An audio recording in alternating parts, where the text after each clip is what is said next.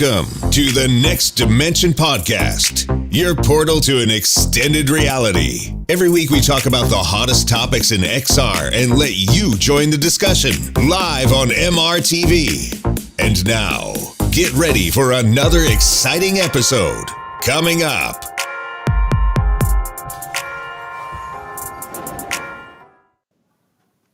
Hi and welcome to the season premiere of season 2 of the Next Dimension podcast. It's so great to be back, and well, we're all looking forward to this show. Of course, here with me is Tetiana. Tetiana, how are you doing? I'm doing great. We're so excited to get back with the new season. So happy to be here.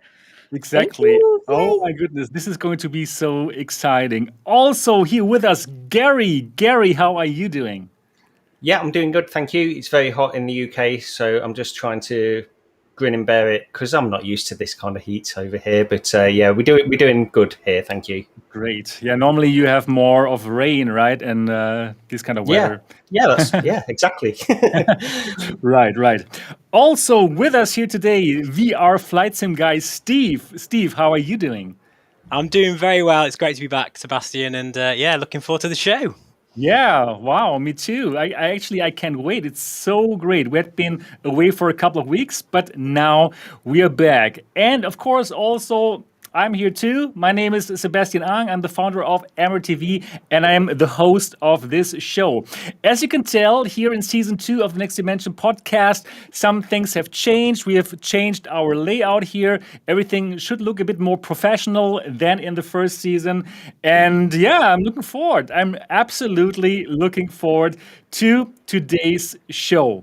For all of you who don't know us yet and who don't know this podcast is all about VR and AR, and we are live every Saturday, 9 p.m. Berlin, 8 p.m. London, noon in San Francisco, and 3 p.m. in New York City. And you can find us on all the podcast providers, iTunes, Spotify, Google, Alexa. You will find us. Simply look for the Next Dimension podcast. And if you enjoy this podcast, and if you want us to continue with the season and season 3, then give us a 5-star review. A 5-star review can absolutely help us. So if you have an iPad or an iPhone, get it out, open the podcast app right now. It's pre-installed. Find this show and give us a 5-star review. This would absolutely help us a lot. Yeah, that would be fantastic. Yeah, all right. Other than that, today we have lots of catching up to do. We're going to find out what we did in the breaks. We're going to find out about new VR headsets that we all got, but not Tetiana, unfortunately. Yeah, right, Tetiana, what's going on? I didn't get a memo. Nobody didn't told me we're all getting new headsets. I mean, I was just sitting here with my Quest. Like, Yeah. I'm so cool. I have my Quest, and everyone's got these new headsets. Dang. Right. Yeah, but you can tell us how good your Quest 2 still is. Probably. Yeah, right. So that's going to be interesting. Yeah, we have lots of catching up to do. We're also going to talk about a few topics from the past weeks. We're going to talk about Sniper Elite, what did we think about it? We also still want to talk a bit about the Facebook ads thingy. Yeah, that's something that's interesting. I know it's already a couple of weeks back, but I still want to know what you guys think about it. We're going to talk about the Lynx standalone headset, a headset from France. Before it was a B2B headset, and now they changed it up. Now they want to actually compete against the Quest. Wow. That is going to be interesting and very exciting. Let's find out what we think about it. Also, we're going to talk about the Valve Steam Deck, a very exciting piece of technology that we have all pre-ordered here on the show. Yeah, even though it basically has nothing to do with VR. But yeah, it seems like we are tech enthusiasts, and it seems like we love Valve as well, right? I don't know why you bought it. Probably you simply want to stick some VR headset into it, how I know you. And yeah, we're going to find out what we think of the Steam Deck.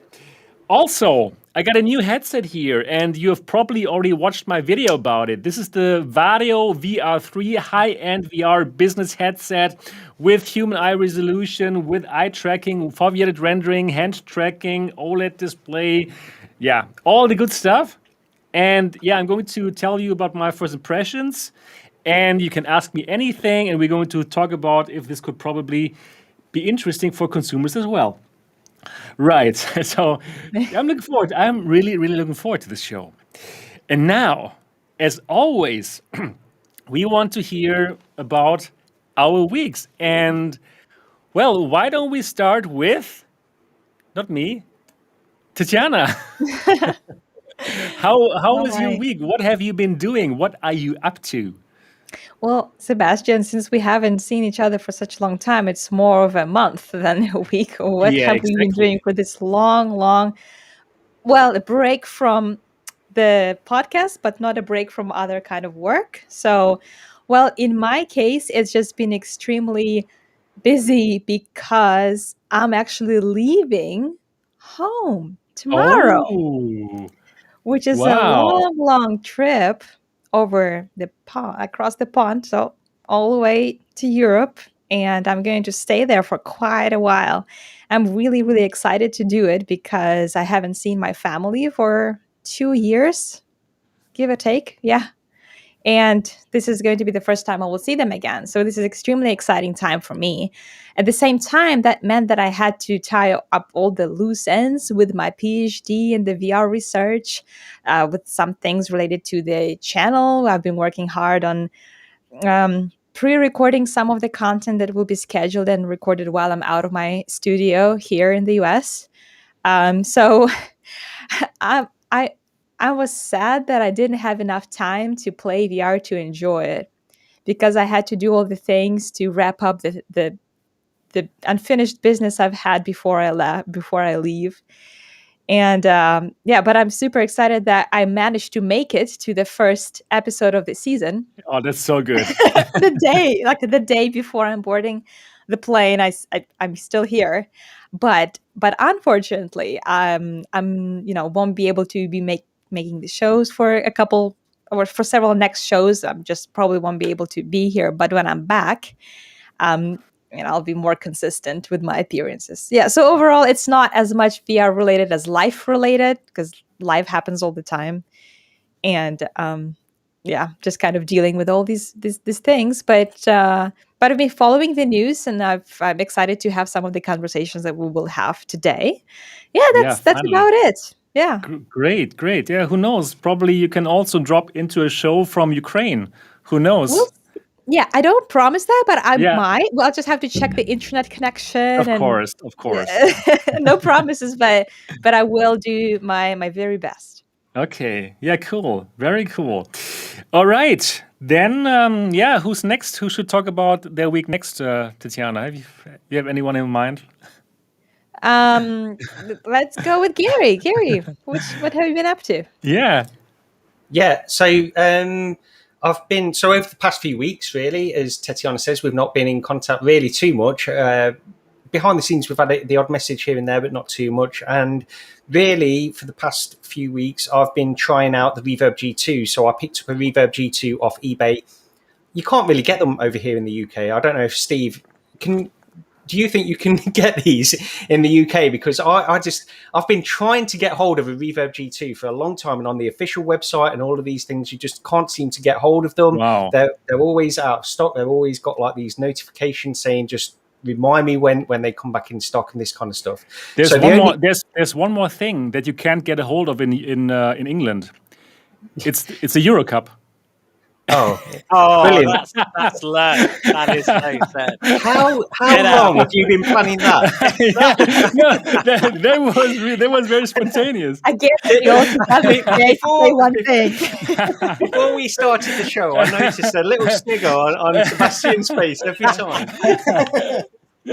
But yeah, that's true. That's true. No, he's got his banter on. Okay, so many people are going to unsubscribe now from my channel. I'm going to unsubscribe right now. That's just too much. I know you're explaining something. Okay, yeah. So the Reverb G2, you just can't get hold of one. And but anyway, I managed to find one for a reasonable price on eBay, and so I thought I'd give it a try. And I was treating it almost like a rental because I didn't know if I was going to keep it or not. And I thought I want to try one, and I'll pick one up, keep it for a while, and then possibly sell it on, depending on what's going to happen with it. So the Reverb G2, from my experience, when I first put it on, instantly you notice sort of the resolution in that central point of view. And I'm talking to two people, Steve and Sebastian, who have tried this as well. And of course, multiple people probably watching the show have already tried the Reverb G2 as well. So they know what I'm talking about. Compared to something like the Index, you will instantly notice that resolution. Then you will instantly notice probably the field of view if you're coming from something like the Index. And for me, the main downside, I suppose, when I first put it on is the sweet spot. I've watched ridiculous numbers of videos by Steve, Sebastian, and many others as well. Oh dear, I do apologise. Trying to sort of dial in my experience with this. And I'll be honest, you can definitely improve this headset than simply using the stock facial interface and the stock face cushion, that kind of stuff. And I've got a quick question for you, Sebastian. Did you invent the Franken? I did. You did. I gave it the name. I gave it the name. I invented the whole thing. It's the Frankenfov by MRTV. I should have given you credit on one of my videos then, because I did mention your video in another one, but on the one where I actually titled it the Frankenfov, I didn't realise you came up with that name, so I should have mentioned that. So there's a way to increase their field of view, and the field of view issues basically can go away if you use this. You use a thick face cushion directly onto the headset, and that will increase the field of view. And the sweet spot is still an issue. I suppose it's the main issue for me with this headset, which is being a bit of an issue. Now, do you talk about really the sweet spot, or do you mean the edge-to-edge clarity? That if you look around and if you look to the edge of the lens, then it's going to get more blurry? Or do you really mean the sweet spot as in, okay, I'm now in the center of the sharpest position and it takes too long for you to find it? What do you mean? Okay, so with regards to the sweet spot, what I'm talking about is if it doesn't take me long to find it, I guess the sweet spot is small enough that unless I have the image directly in front of me, that it will be sharp there, but then I only have to turn my head a very small amount before I notice the lens is blurring the effect. This isn't the case with the Index and even like the Quest, for example. So can I go ahead, Steve. I just want to show you something on my Reverb, okay? And I go on about this a lot. There's a thing called a studio form balancer. Okay, and it basically consists of this, which is sort of like it stabilizes the headset on your head, and then you've got this sort of balancer on the back. And what that does is it kind of makes the Reverb more like a cap. You just literally put it on your head, and you don't even have to hardly strap it or anything. Like a lot of headsets, you've got to kind of like just make sure you put it in the sweet spot, strap it to your face, and then that's it. With this, it stays exactly in the sweet spot. And I used to fiddle around like you, Gary, with the sweet spot all the time with the Reverb. All the time, I'd be like messing around. But with this, literally, if you put this on, it makes a huge difference, and it just aligns the sweet spot, and you never get out of it. I'm sure. I would recommend that. Yeah, I'm sure that's great. What I'm talking about, even when the headset is not moving on my head, so I can look at something and get it directly crystal clear in the center of that point of view. Now in the Index, I can turn my head far more than I can in the Reverb while still maintaining clarity with that headset. And what you're talking about there is sweet spot, edge to edge clarity. To me, Sebastian, they're more or less two sides of the same coin. I would say from my point of view, but perhaps you can explain your point of view with regards to that. That's really the only issue I have with this headset. And you can mitigate it by getting this field of view mod and putting the lenses close to your eyes. The field of view is improved. Frankenfov, trademarked by MRTV. Exactly that. It's not. But the sweet spot is marginally improved. It's not improved enough for me. That said, go ahead if you want to just talk about that, Sebastian. I will say overall, I really do like the Reverb G2. I'm picking this, and I've stayed on this probably longer than it deserves. But the sweet spot is the main downside of this headset for me. Everything else is great. Once you've got that field of view back, it's a great headset. And I would use this. This would be my preferable way to play something like Microsoft Flight Simulator and actually Elite Dangerous as well. I've tried both of these games, and I think it's fantastic. The tracking of the controllers is not great. We knew that, we knew that going in. It's serviceable and it's fine. I don't necessarily have that much drift with the controllers at all. I do think the vertical tracking volume is probably the main issue with the controllers. But other than that, I think it's perfectly fine. I've got a couple of just to finish off. So basically, what my position is, if I go from the Reverb G2 to the Index, I immediately notice the low resolution of the Index. If I go from the Index to the G2, I immediately notice the sweet spot issues that I generally have. And by having both of these headsets, I feel like I'm not really utilizing either of them to their full capacity, and that's the real issue of where I have at the moment. To me, the Index is the better all-rounder. That being said, I think the Reverb G2 is so well suited to things that you and many other people have said before, sim kind of games. It's probably the preferable headset. Right. Sorry for rattling on there, but No, it's cool. It's cool. We have fun here rambling about stuff. That's all we do on the Next Dimension podcast.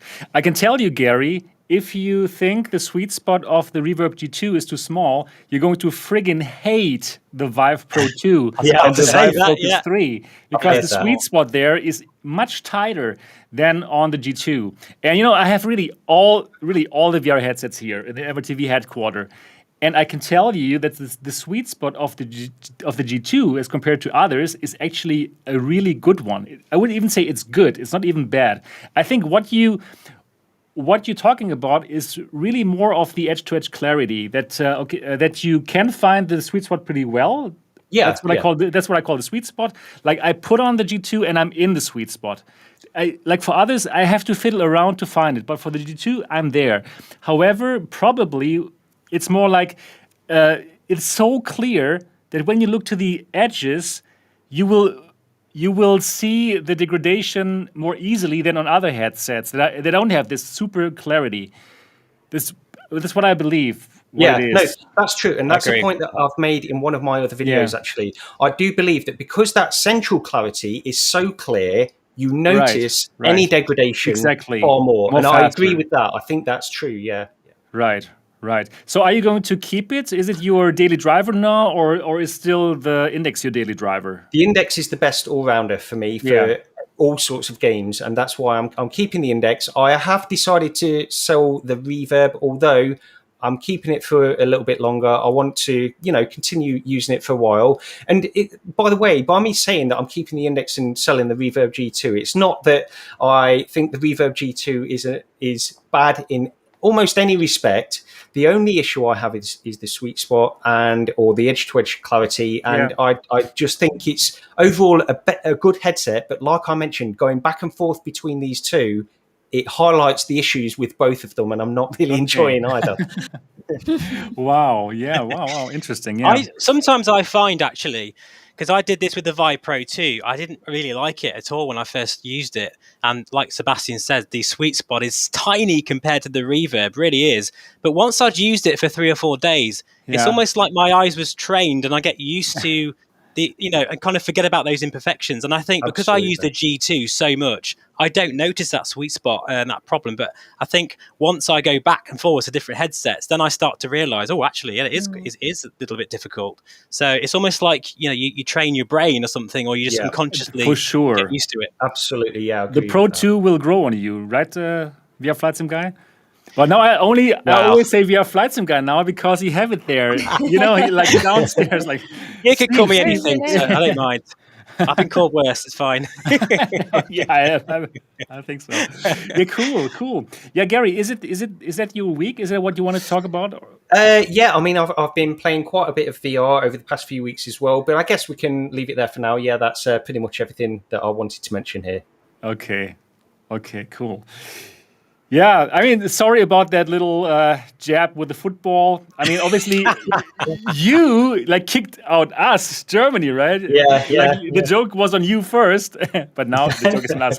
Seb, I am absolutely the least interested in football in the world. Yet I did watch the final, and I was absolutely gutted. So yeah, even I it hurts even for me. Like, I'll be honest, it was really hard for me to root for England after that England-Ukraine match in quarterfinals. I we're was getting not controversial now. happy about that, and I'm like, I'm finding it really, really hard to root for them. So Right. Yeah. I think not many people rooted for England. No, than nobody ever England. does. Nobody ever does. I'm not really into football either, but I do Okay. watch the big tournaments. Yeah, that's the big tournaments is great. I mean, there's another chance for penalties next year for the World Cup, right? So let's see how It's that going to goes. happen. It's going to be our downfall every time, isn't it? My God. Right, exactly. And Lars Agerbeck, I'm not sure if I said that right. He says he has the right word for it. Schadenfreude. I don't know. Is it? Do you use that in English as well? Schadenfreude. This word. It's actually German, and it means like you are happy when somebody else is in pain. So yeah. Right. Yeah, right. Schadenfreude. That's an interesting name. Word. Yeah, cool. Gary, great to have you back here on the show. Great to be back here in general. Yeah, it's great. Thank you. Yeah, really cool. Okay, cool. And then how about VR Flight Sim guy? You can't be that now. You've got to. How I about should Steve? have put Steve on there. I don't know why. It said, "What's your name?" And I thought, is that going to appear on the thing? Or, Yeah, next time you can do it Never like mind. Steve at VR Flight Sim guy or whatever, like Maybe that Tetiana. actually is my name. You know, I'm called that in real life. Who knows? But So is VR Flight your name and Sim Guy? is Yeah, your last exactly. it name? is. Sim Guy's my Sim your surname. Middle name? And Oh, okay. Sorry. Yeah. Middle name's Flight, and people just call me VR. Like, hey VR, how you doing? Yeah, cool. Tell us what happened. What did you play? What new headsets do you have? What are your thoughts about the Pimax headsets? You get them now for the first time, right? Tell us everything that's going on, man. Well, I will do this very quickly because I could talk about this for 3 shows running. Literally could, but basically, yeah, I've had the pleasure and honor to try quite a number of different headsets recently. Which has been great. And particularly the Pimax 8KX and the Vive Pro 2, I've actually got them here with me. And yeah, I've been testing them out, and I've been posting so many sort of videos. I'm sure everyone's fed up of me now, but it's been such an interesting time. And yeah, I'll just say about the 8KX. I honestly, when I first got that, I was not expecting to be impressed with it at all. I was kind of expecting it to be one of those things where I thought, the field of view would be a bit of a gimmick for me, and that'll be it. I'll just kind of go back to the reverb, job done. But absolutely the exact opposite happened. Wow. I was blown away with it. I was absolutely blown away, and it actually wasn't the field of view. And maybe, Gary, this is because I'm used to the G2. This could be the reason, but the first thing that really impressed me about the 8KX was the sweet spot. I mean, it's brilliant. It's absolutely amazing, actually. Mm-hmm. And I don't know whether that's because of what I'm used to before, but I mean, it's really that VR headset is absolutely for flight simulation. And I think you really need to appreciate the headset the most when you're in either a racing sim or a flight sim, because I think that's when you really notice the sweet spot the most. In sort of normal games, I've played Half-Life Alyx with it. And it's of course incredible for that, but I think it's when you're looking at the gauges, like say when you're in a real sort of you're looking at the whole cockpit with the G2. I have to move my head to look at everything, and you kind of get used to doing that. But with the 8KX, I'm looking around with my eyes, and I can see the PFDs and the DDIs and all the other clever little terms that we use in the aviation world. The map and the navigation. I can just literally, and I tested it out so many times, just looking straight ahead like this, and then moving my eyes around like this, like a weirdo, like I'm doing now. But I'm imagining I'm in the headset, and I can see everything. And of course, it's not the sweet spot is not absolutely across the entire vision. I'm not saying that at all, but it means that I'm, not just because of the field of view, I'm able to just move my head ever so slightly, and then it's just so much easier on the eyes. So I'm really impressed with it. I never thought I would say any of this. I thought I'd be like, yeah, the field of view is okay. But to be honest, I'm quite happy with the G2 because it's a better value money headset, which it is. The G2 is a better value for money headset for flight simming. But I have to say the 8KX, we won't talk about the Varjo just yet. That's a separate subject. But in terms of sort of enthusiast level flight simming gaming, actually, no, I'm not going to say gaming. It's a sim headset. It totally is. And I think that's where it shines the most. And somewhere like DCS, where you're looking at an F-18 Hornet on the carrier, and then when you catapult yourself off the carrier, you actually have that sense of speed because you've got that lot further field of view. So as soon as you start feeling like you're moving forward, I actually felt motion. I think as a VR veteran, as I'm sure a lot of you guys, you get used to that motion, that feeling of motion, and that kind of goes away after a while. But with the 8KX, it was back again. It was back. And as soon as I was flying really low, I could feel that speed. It was just incredible. I even tried Project Cars, and it was the same kind of thing. So I loved it that much. I now own my own 8KX. I love it that much. So cool. Which was not. I'm not expecting that at all. So that was the 8KX. Yeah, give me a moment. Yeah, sorry. Yeah, well, okay, cool. Great that you enjoy it so much. So I am actually also really looking forward to try it again, because I only had a pre-production unit a year ago, more than a year ago. And at that time, I only was able to try it with an RDX 2070 Super or something like this, right?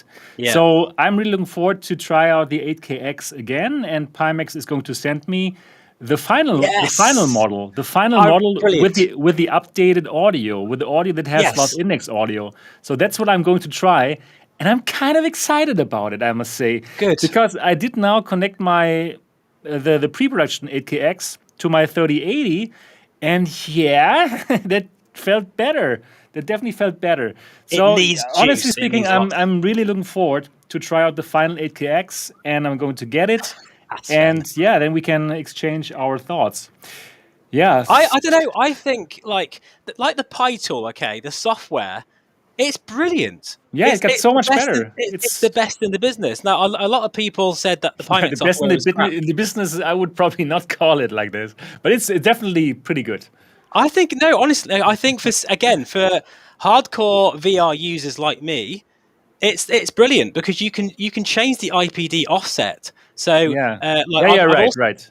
I've also got the Pimax 5K Super with me as well. I could talk about that, but obviously I appreciate we're getting out of time, so I can probably talk about that. You can also talk about it as well. The 5K Super, like the 8KX, you get that Pimax experience of the wide field of view, but because it's a lower resolution, it's basically a Rift S with 170 degrees field of view. So I am getting in DCS 60 frames per second. In Aerofly FS2, I'm flying with 120 frames per second, but I've got that wide field of view. It's honestly shockingly brilliant. It's brilliant. And of course, with the 5K Super, the lower resolution means you've got screen door effect. You do have that. So it's back again. It kind of sounds crazy that, you would go for a lower resolution headset, but actually, what's the number one thing about VR that really annoys everybody? It's frame rate, isn't it? It's smoothness. That's what we need. Perhaps not for I guess for the gaming sector, but for flight simmers, racing simmers, we talk about frame rate all the time. So that headset particularly is very good as well. But I do feel that the display in the 5K Super has Miura. It has quite a bit of Miura, and the sweet spot is tiny for some reason. I don't know why that is. It makes no sense, but I've tried it a lot, and it's very small.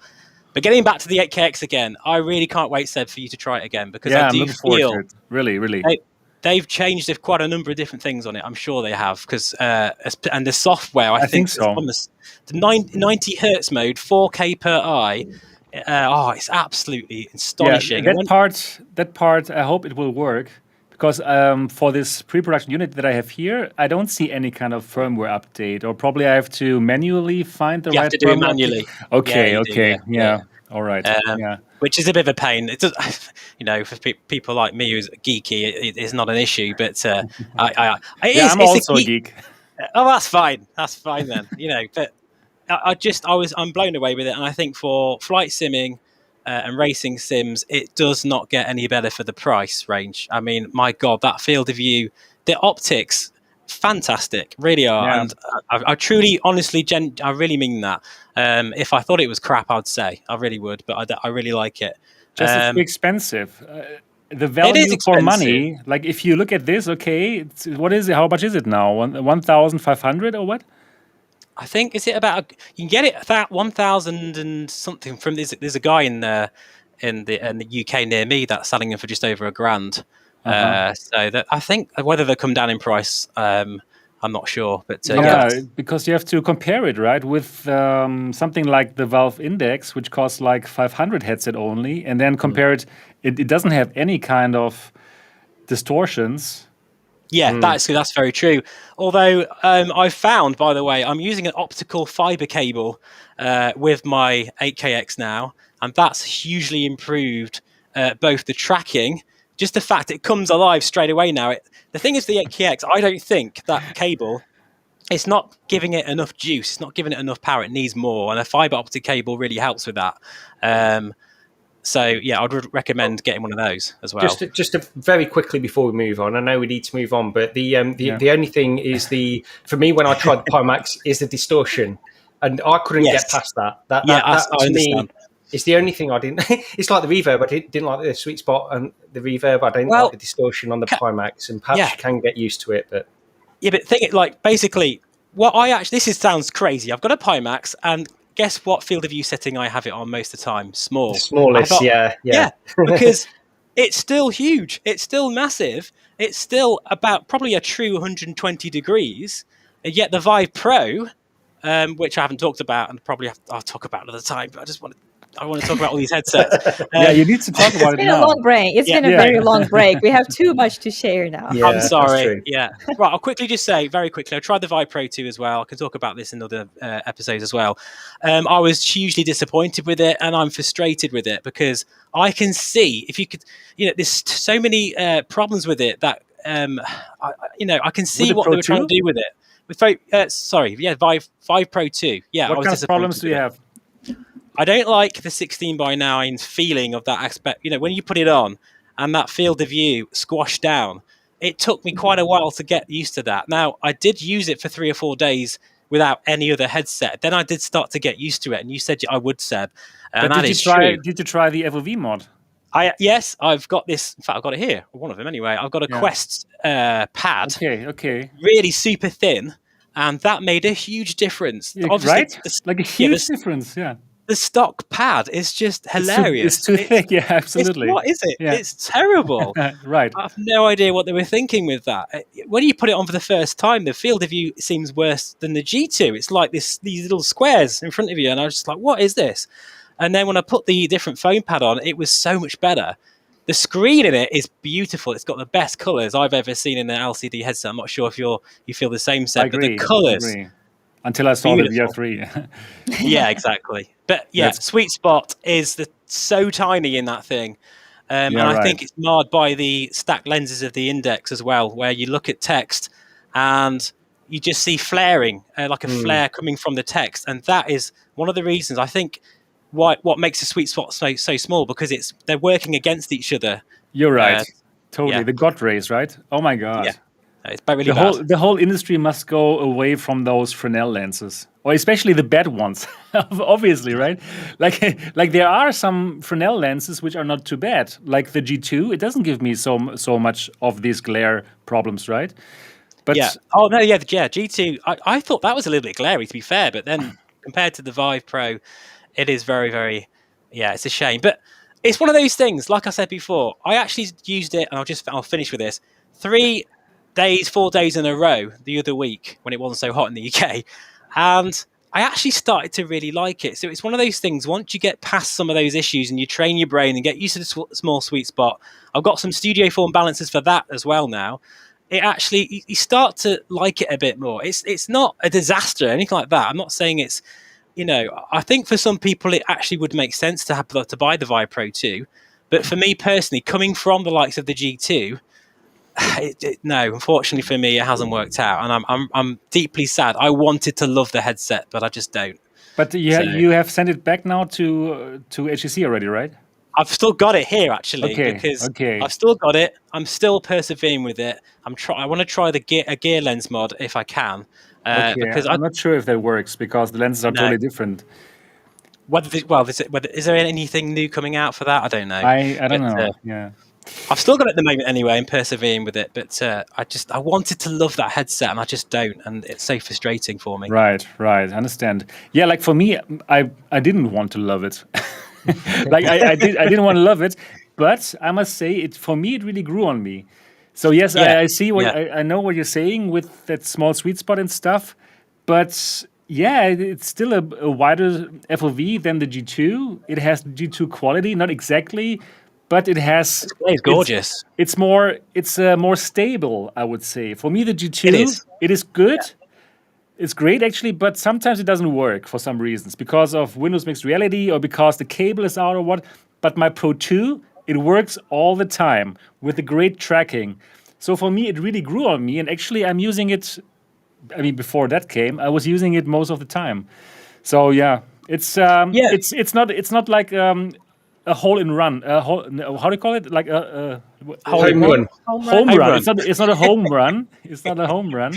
Like it's not like that home run, but it's also not like a terrible headset. I think for many people it might be the right one. But yeah, I have want to look through it HTC. first. I want HTC to succeed on this because there is an amazing headset there somewhere. There's just a few. The problems for me are just too obvious, but it has a beautiful resolution. The resolution is absolutely gorgeous. It really is, and by the way, it's the most comfortable headset I've ever worn in my life. I just want to say that it is absolutely beautiful to wear. Just really loads more comfortable than any other headset. So there's some great things about it, but for me personally, it just doesn't hit the mark. And Yeah. I'll leave it there for this one. Yeah, good. Like everyone has different kind of feelings about headsets. It's very individual with VR, right? It is very, yeah. Yeah. Okay. Cool. Yeah. Was it your week, or do you have anything more? But I'm not going to say anymore. I've done loads of things. I'll wait till the next one to Okay. say more stuff. Okay. All right. Yeah. Okay. Cool. Then about me, what did I Yeah, do? Seb, what have you been doing? Something Yeah. about a new What have you been headset or doing, something. Sebastian? Yeah, well, I have a few new headsets. Well, first of all, I went on vacation a bit here in Germany. We have a caravan, and then we like to go on a caravan vacation. Like, I'm a total camper.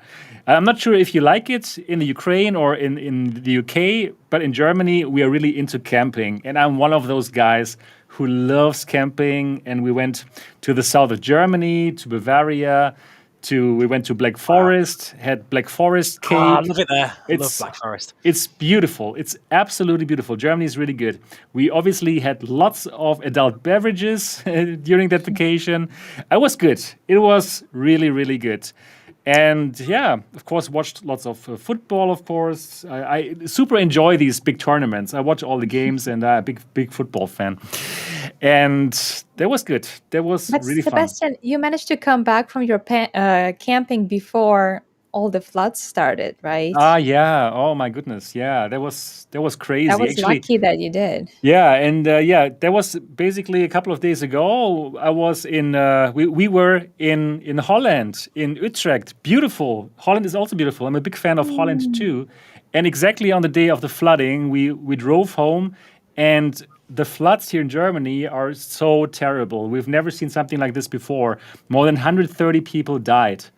And we don't have these kind of things in Germany, like these kind of catastrophes. And exactly on that day, I was on the highway, and it was exactly in my state, North Rhine-Westphalia, and I've never seen so much rain and water on the highway. We were basically like sliding home, and we made it, but it was very scary. Wow. So that was crazy.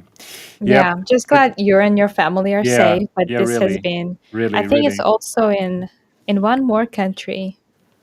Yeah, but Germany, it was all over the news. Yeah, it is so terrible. So I'm so sad for everyone who's affected here in Germany. And yeah, Germany is like we're now like donating lots of money for that, and me too. And yep, let's rebuild everything. And can just say we have to we have to take care of our environment. It's us, right? It's humans. Like that's really very sad. Anyways, other than that part, my vacation was great. And I got lots of VR headsets, new headsets here at the MRTV headquarters. The Vive Focus 3 I have the HP Reverb Omnicept, and I have the Varjo VR-3 high-end VR headset for business applications. And obviously, we are going to talk about it here in this chat, in the show. Yeah, so this is going to be really, really exciting. Yeah, lots of things. And yeah, I'm excited now to be back here live. It's new. It's totally new for me to do a live stream again because, well, obviously we didn't have lots of live streams before, and I'm happy now to be back. Yes, so that's about me, and now we can talk about our topics. And yeah, we don't have so many topics, but we do have like little topics. We do have some topics, and why don't we start with a topic which is Sniper Elite VR. It's a couple of weeks now since the game came out, and there are some reviews who really liked it, like Upload VR, and there's some who really didn't like it, like Road to VR. So I would like to hear from you. What do you think of Sniper Elite VR, those who have played it? And I know, Gary, you have played the game. So, Gary, what are your thoughts on it? Yeah, so when I first went in, I picked it up on the day of release, and immediately a lot of people were talking about the hand position being off and that kind of stuff. So even before I went in, I knew to expect that, and it was off-putting. It's such a simple thing anyway, and they did fix that pretty quickly. I think it was the next day that they sorted that hand position issue out. Basically, it was off by a few inches. Then I went in and I have played, just for a little bit of context, I've played Sniper Elite 4 and Sniper Elite 3 just on the flat screen as well. I haven't played any other of the franchise. So coming from that point of view, I expected a game which was going to be far more open levels and give you more control over how you wanted to approach a situation, that kind of stuff. And that's really not what they're doing with this game, at least from what I've played. And I've played a lot more than when I released a video on this, like the day of release or the day after the release. I'm probably about halfway through or 3/4 of the way through the game now. And although the levels do open up and they become more of that kind of giving you a little bit more freedom, they are not what I would call Sniper Elite levels. So that's the only disappointment for me with this game, and it's sort of a major disappointment. And yet I can't deny that I am still enjoying the game for what it's offering me, and I'm warming to it more and more. The more I play it, I do enjoy it more and more.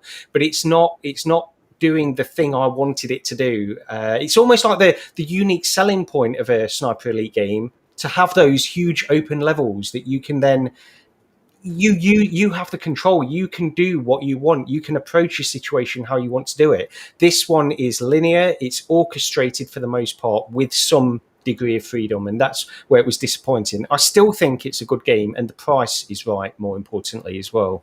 Yeah, right. Mm-hmm. It's just €30, right? Yeah. So, yeah, I totally agree with you, Gary. I thought it's like super linear. It's like, I felt like you're standing there, you're shooting stuff, and then suddenly the wall will crush, and then you can go to the next area, shoot something, yeah, right, for these areas, and then, okay, probably sometimes you have to solve that super easy puzzle. I wouldn't even call it puzzle. You find that key, and then you go through the door or something. Yeah, it's okay-ish. But I must say, for me, I still enjoy it as well. I haven't even played any Sniper Elite before, so for me, I'm totally new to the franchise. And then when you're totally new to the franchise and you start to shoot and then you see that kill cam, oh, that's cool, right? That is kind of cool to see that. But it's also some kind of like... gimmick? It's a bit gimmicky, yeah. After some time, okay, I understand. I'm shooting that guy in the head and his brains fly out, okay. And it's... Can you disable that? Yeah, you can, yes. You can totally you can dial it down, or you can totally disable it. So that's fine. Yeah. I don't know. Go on, Steve. I was just about to say, I'm the only person in the whole world that actually doesn't like that. I find that really annoying. I haven't played it, but I've seen Gary's brilliant video of it, and a few others. And yeah, every time you shoot someone, it has to do that animation thing, and I find that really annoying. I'm the right. only person who thinks that. So. You But have have you played control. Mortal Kombat? And Mortal Kombat love Yeah, these yeah. things too. Yeah, right. They Exactly. Really? do it all the time, like all the ribs getting broken. Satisfying, weirdly satisfying, but It gets is old. weirdly Really? satisfying. It gets old really fast. It is I weird don't know. because I'm not a violent person, and yet as soon as you see that bullet go through that enemy's head, it's just Yes. something That's about what I it. felt in Gorn when I was playing Gorn. I was like, I'm such a peace-loving person. You're Oh right. yeah, I watched Tatiana. I watched that. I really enjoyed your video of that game because I saw a different side of you watching that. Like, Yeah, I think at that day I discovered a different side of me too. You're right. Right. Yeah. Also, I must say, like, I'm a very peace-loving person, but I still love shooters and stuff, right? But this kind of depiction of that brutality, I think it's a bit too much, in my opinion. Probably that is what this is all about, this Sniper Elite. But yeah, it's Really? tough. Yeah, I Really? think really. And then also, That's violent. these guys are humans too. It could be my grandfather, honestly speaking. Those guys they were killing there. Well, yeah, it's an Yeah. interesting point. It's an interesting No, point, really. actually. Yeah. And the thing is, I will say it's that aspect of it. When you know a Sniper Elite game, you know to expect that. You know it's going to be there, and that is sort of one of another unique selling point. It's got two unique selling points, this game. Of that franchise, and that's what is going to happen with this. But yeah, it's an interesting point. I don't have an issue with violence in video games in general. To be honest, on a personal level, I don't. But I can see it on a certain point of view, and from a certain viewpoint, it could have connotations and stuff like Right. that. Of course, Um, yeah. I think I've noticed that the way I feel about games that have some violence in them, there always needs to be a balance between violence and realism. Let me just talk a little bit again about Gorn, because one thing I liked about it is how everything was made to not look real. Yeah, right. And at the same exactly. time, it's the Agreed. most gore game I've probably ever played, with more blood than you can like handle. But because it's all made to be so cartoonish and sort of ironic, it was okay.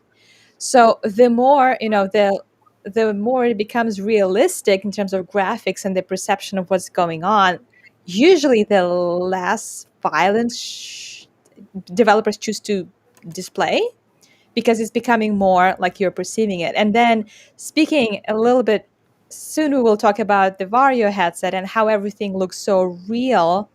That kind of also made me think about, okay, so you feel like you're there. You might also wear a haptic vest or something.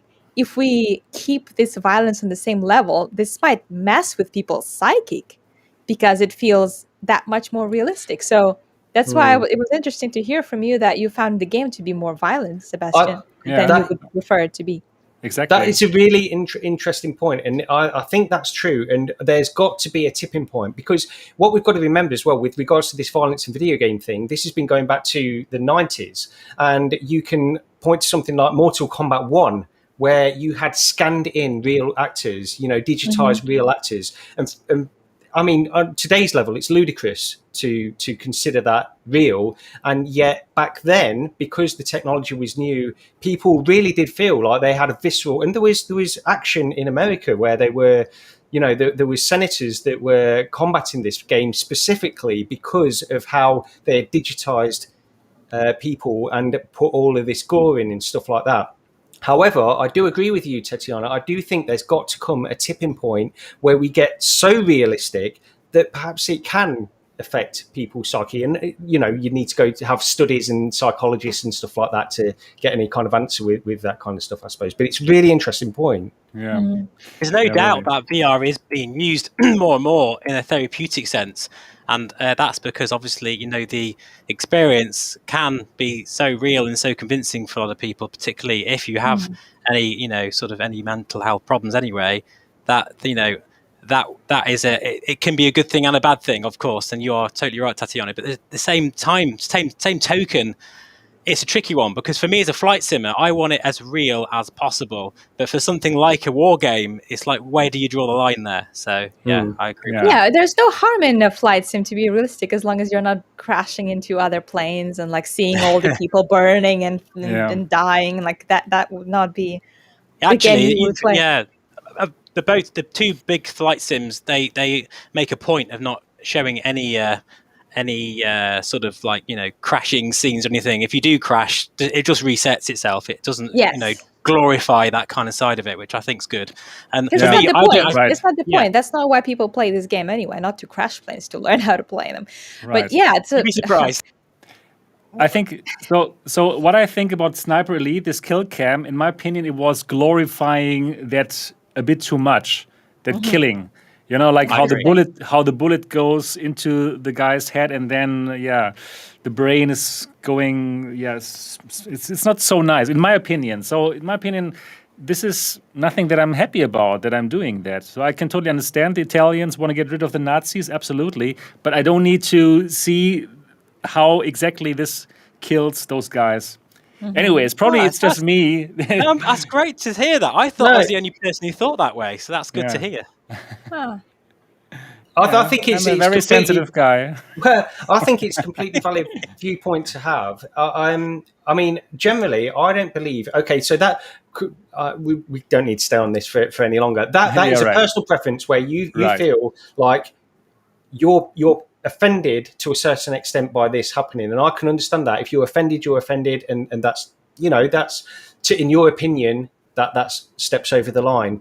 What I will say is that the debate with violence in video games is more focused around people saying that it will change your mentality to then go out and commit these horrific crimes, and that's sort of the balancing. I personally don't believe that's true, but you can certainly be offended by it, I guess.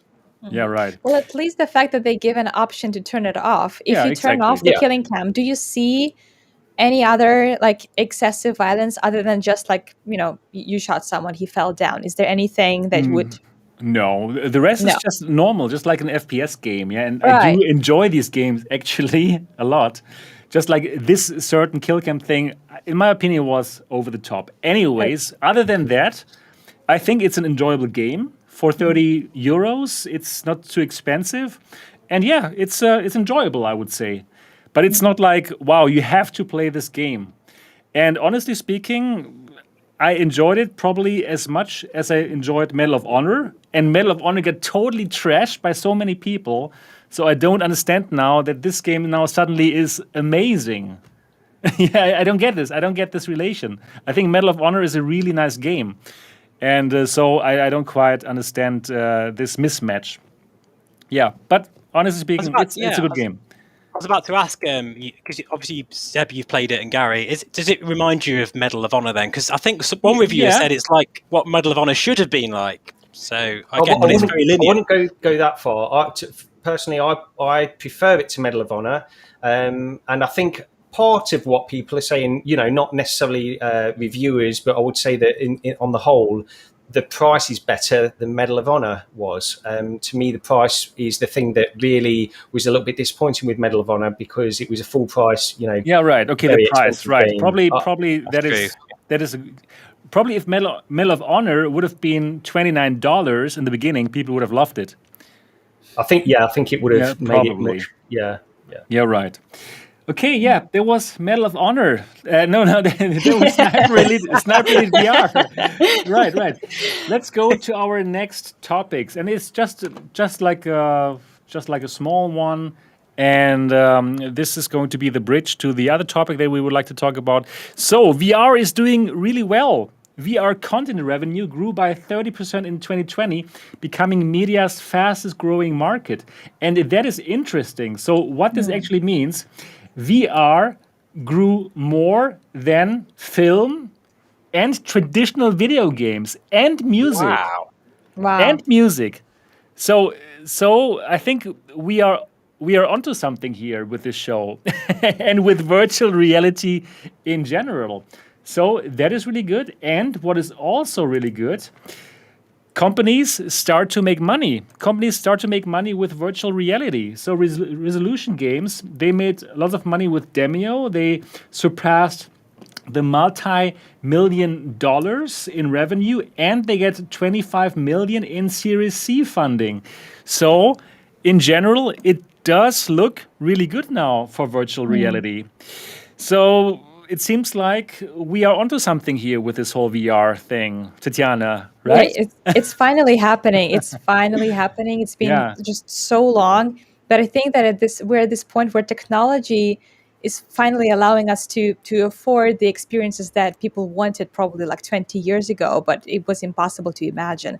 But now slowly, I still think that it's happening kind of slower than us than we would want it, but it's just so good to see this happening finally, and we will Let's be have honest. so much more work coming up.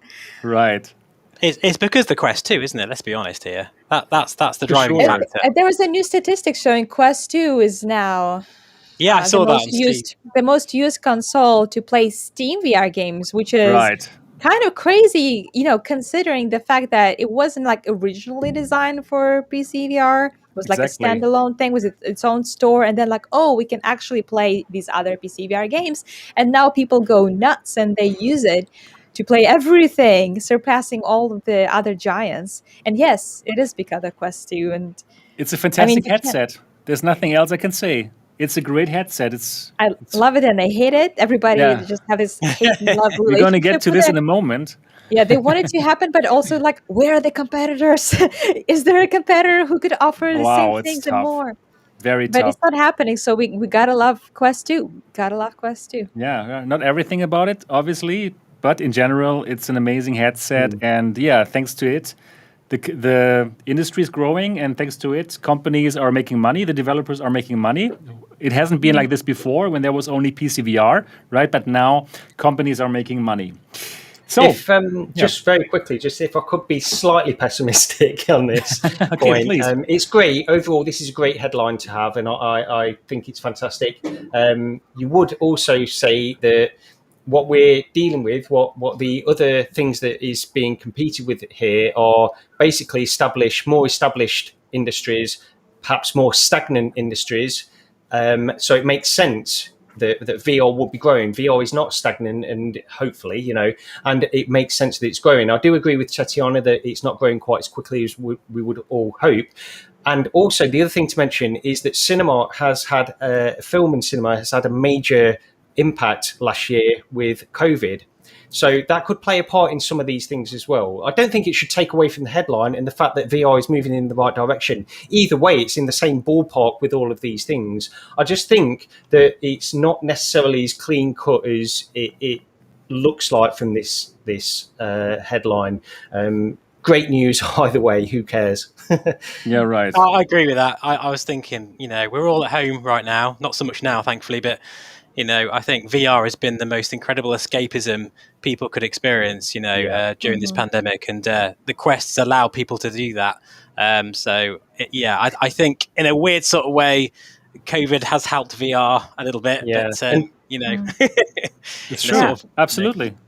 Can I just sidetrack it a little bit, because all of this is inevitably connected with the reaching to consumers and convincing them the VR is the thing, and like cyber sickness is the thing that's blocking other people from trying it. And I just wanted to say it because it's kind of crazy. I talked to some of my friends about like virtual reality and how awesome it can be, and they would tell me, "Oh, I tried VR.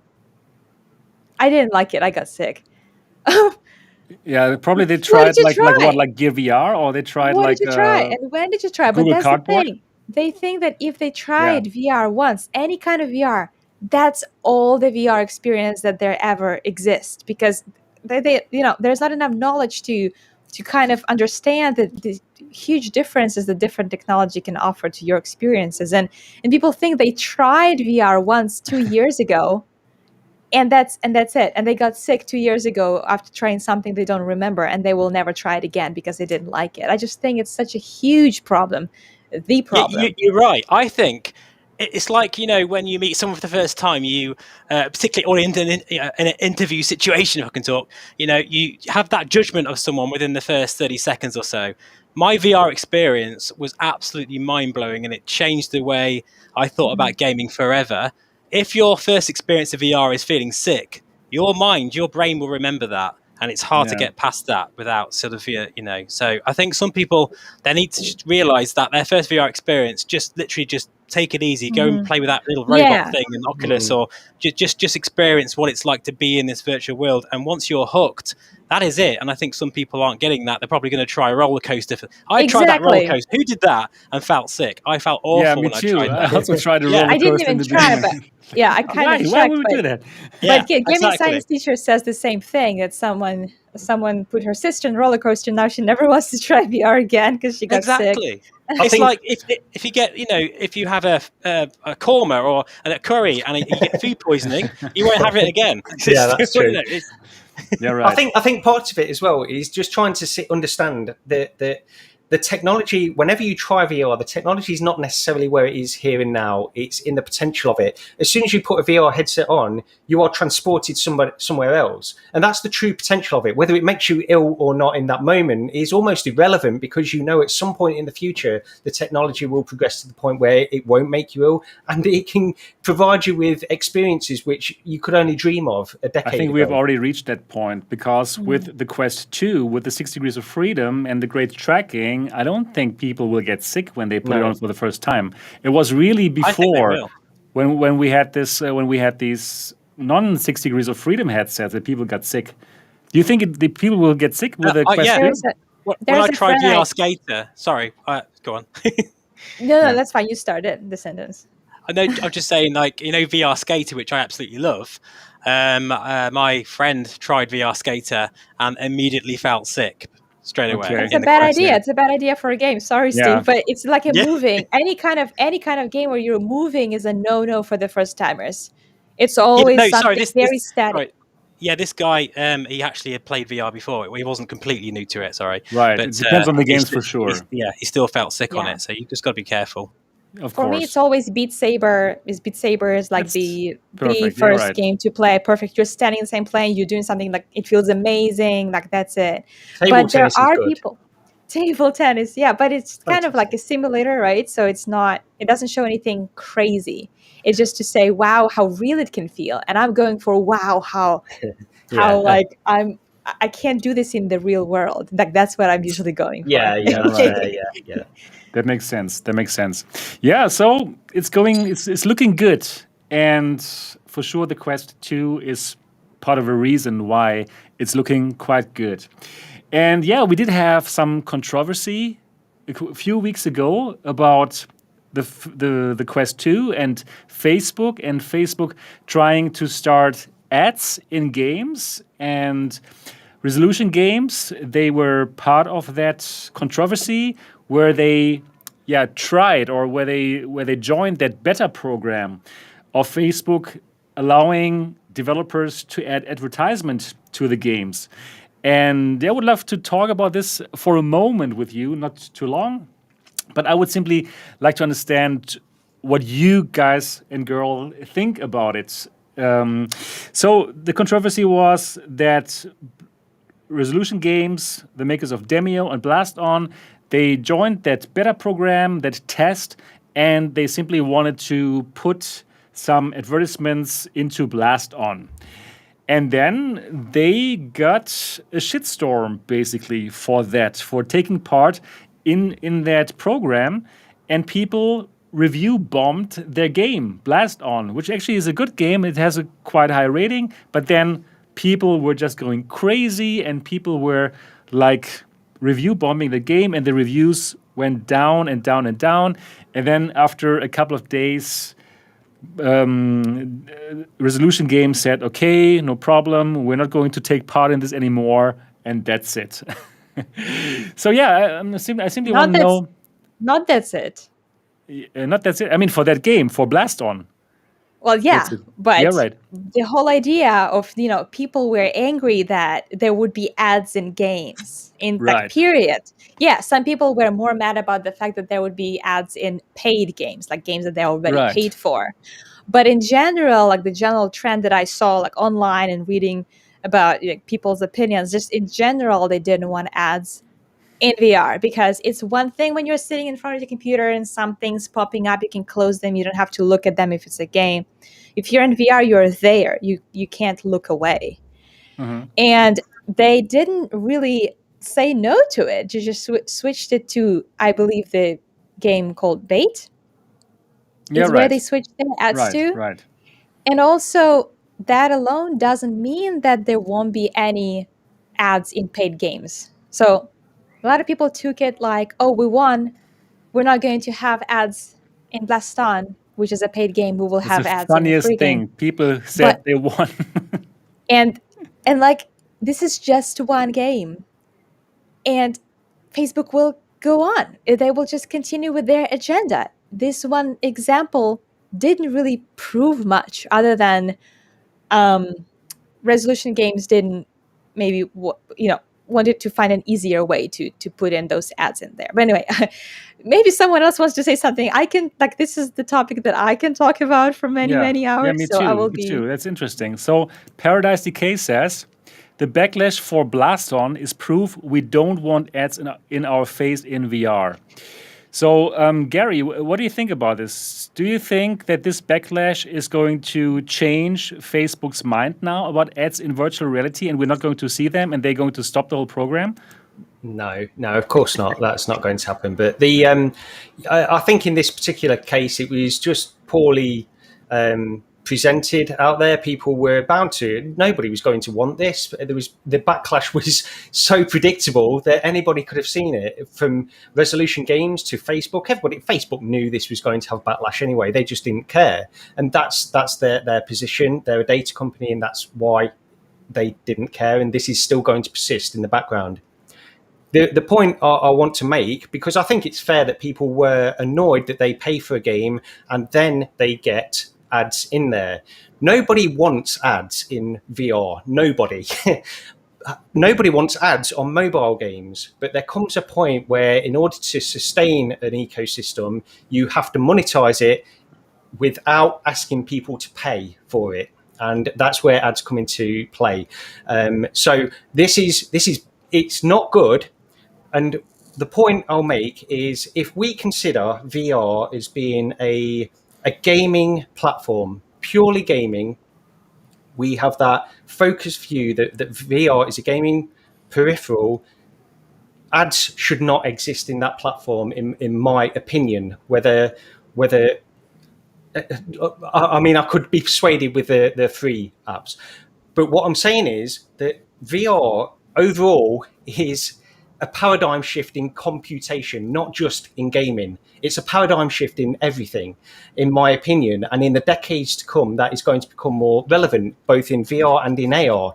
And if you think we're going to avoid ads altogether in VR, I think, honestly, and I don't want to make any enemies saying this, I just think it's a little bit naive to think that we're not going to get ads in VR, because you can't sustain the internet without ads. It would completely break down. And I believe that VR will become so big that it won't just be about gaming. It will be about everything to do with computing. And that's where ads are inevitable. In this particular case, cut it back. It was wrong for them to put ads in Blast On. Yes, I agree. Okay. But- So I must say, I don't think it's inevitable that there are ads in those games. Look at Steam. This is a beautiful ecosystem of games where they make so much money with getting a cut, 30% of those games. And it works. It's a self-sustaining platform. People love it. It's all about gaming. Look at PlayStation. Look at all these platforms that are about games and then can do without ads. So I don't think it's inevitable. It's probably what Facebook wants to make us think, because, well, it's their business model. Facebook's model is you are the product. And that's what they want to bring into virtual reality now as well. And especially with that huge data that they can get from us. Our height, where we look at, everything. Basically so many things. As if we would have a camera on us that checks everything that we do. It is like this in VR, and it's like a treasure trove of data that they want to use for advertising and making us the product. And we allow them to do that. If we just say, no, you know what, it's inevitable, let's go for it. It's inevitable in VR, not necessarily in gaming. That was my point. Okay. If you take gaming as VR is gaming, it's not inevitable necessarily in there, but it's a wider context of what VR could become in the future, VR and AR, then I think advertising is inevitable at that point. Okay, so like when you are saying Quest and you're in this home, so this is basically the Facebook's platform, this is the Facebook's domain, you haven't entered any games, they kind of have the power to put ads there. Because like Sebastian said, this is their business model, this is what they built their business on. And now they are trying to step into the Oculus, and now I'm going to talk about Oculus as a separate thing from Facebook because they acquired it. And it wasn't that their business model was not Oculus's business model at all. So I agree. They're trying to impose it because this is how they work. And as in any big, like large businesses, large companies, they listen to their consumers' feedback. But at the same time, they assess how large is it. They're not going to tell us, how many people, what is the percentage of people that have complained about ads, or how many people were actually, mad about it. They returned the game, they left the comments, but they do track it. Like, they do it.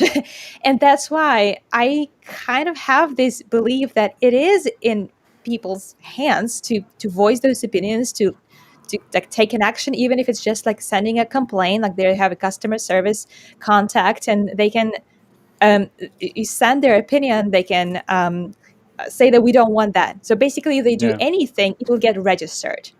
But the trick is whether that backlash is large enough for them to do something. They can easily ignore it if it's like 0.5% of all users. So that's the thing. I do believe it is in our hands. I totally agree with you. I totally agree with you, Tetiana. And you know what? Actually, in general, I am not against ads.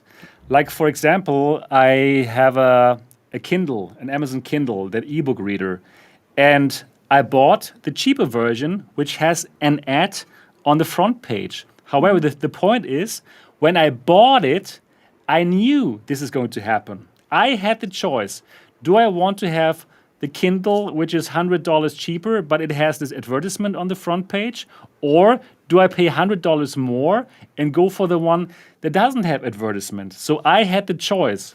But with the $299 Facebook Oculus Quest, it didn't tell me, hey, it's $299 and we're going to show you ads to support it.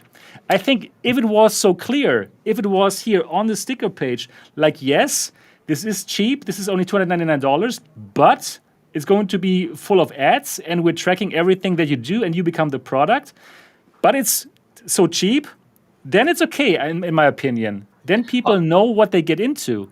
Don't you agree with that? I totally agree with that. Yeah, absolutely.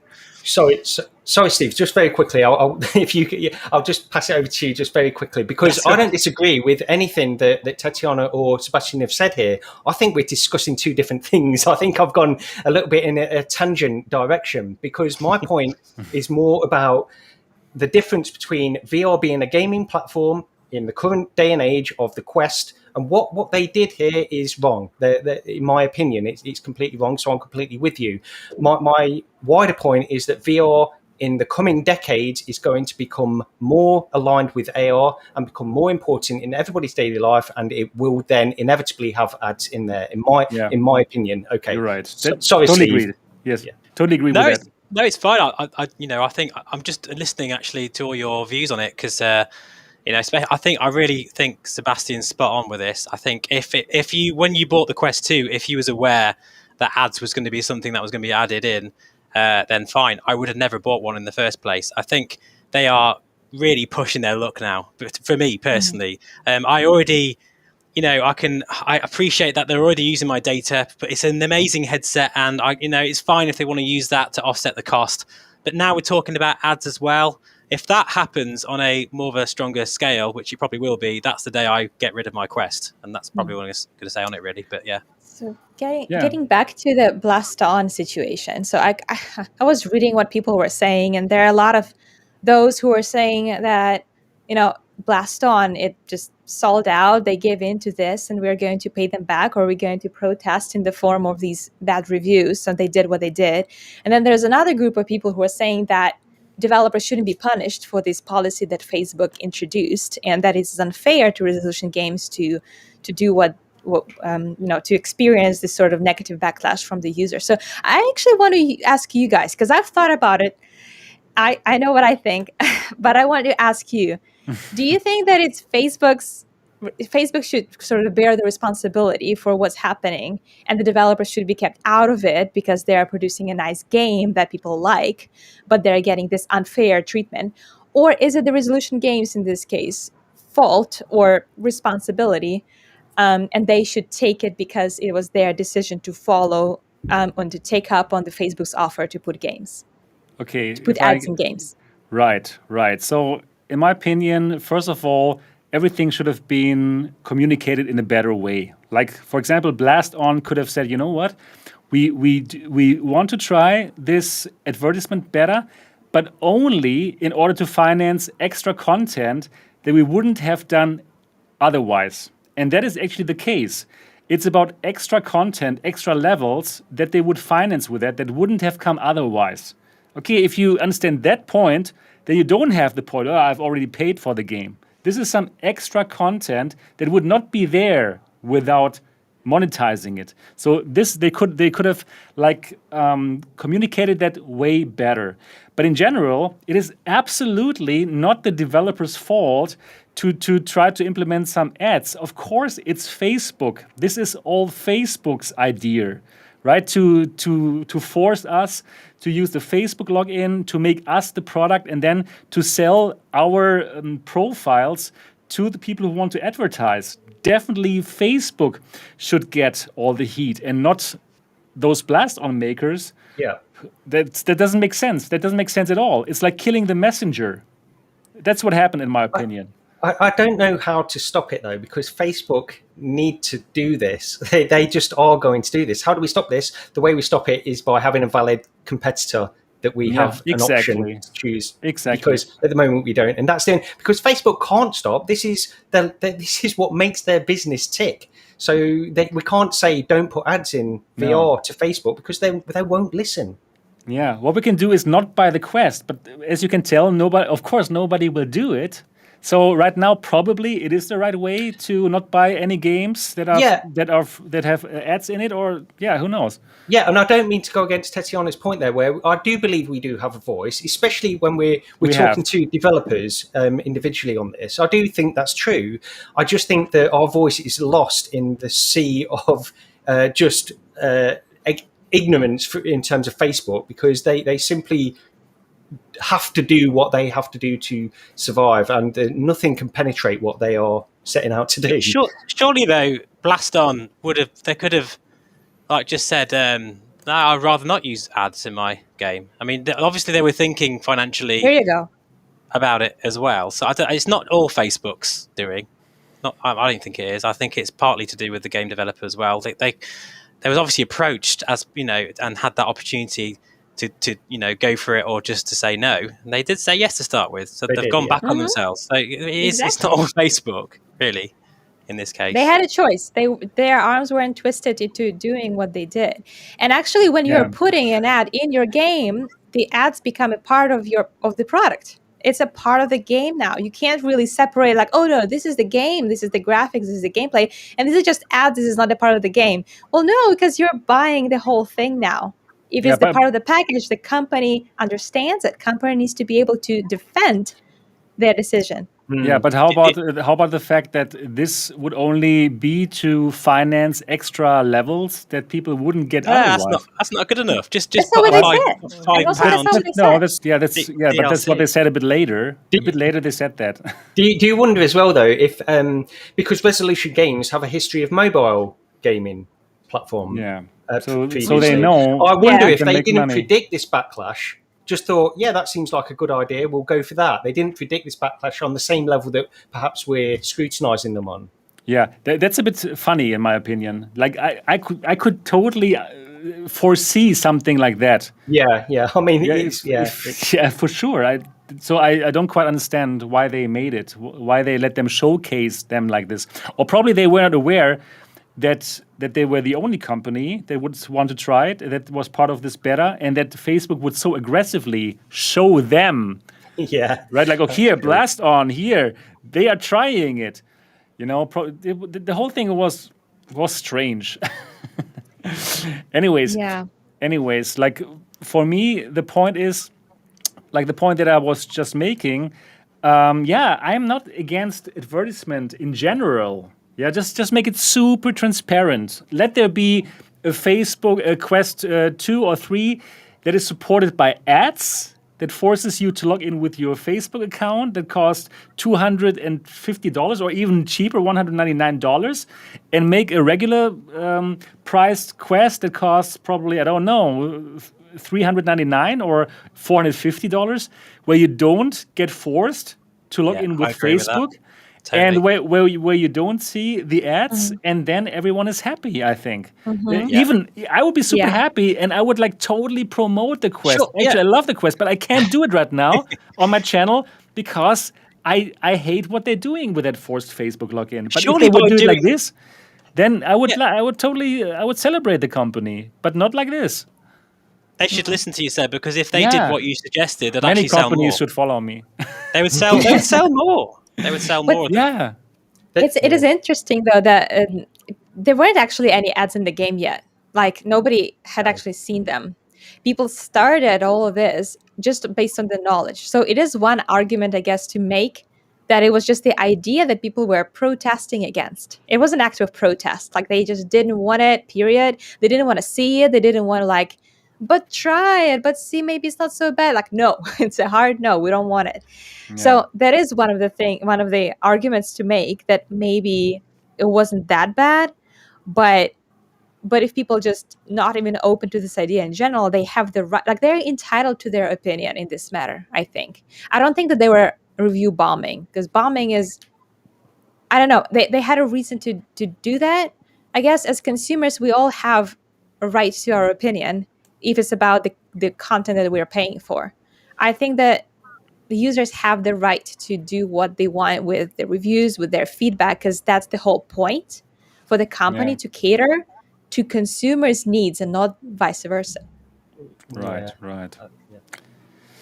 I don't. Yeah, I don't think when the ads. I think gaming science teacher just said actually as well. The extreme review bombing happened before the ads were implemented, based on the feedback of that kind of stuff. And I think it's difficult from a development point of view when we don't know what went on behind the scenes with the Facebook Resolution Games discussions around this. Facebook could have been portraying this in a fantastic light to Yeah, probably. Resolution Games, and they thought, "Wow, yeah, let's Wow, go. that's Why not? amazing. Who Yeah, wouldn't love exactly. this?" Yeah, probably.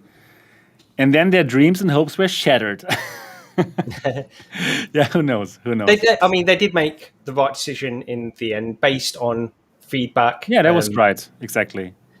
That was good. So let's see how Facebook is going to force ads on us, because it's going to happen. That is their business model. That is simply their business model. And there's so much money in it. And I'm just thinking about like Quest 3 with face tracking. Wow, the amount of data is going to be unbelievable. And it's like there companies pay lots of money to these companies that will give you data about these kind of things, like focus groups and where do people look at when they see ads.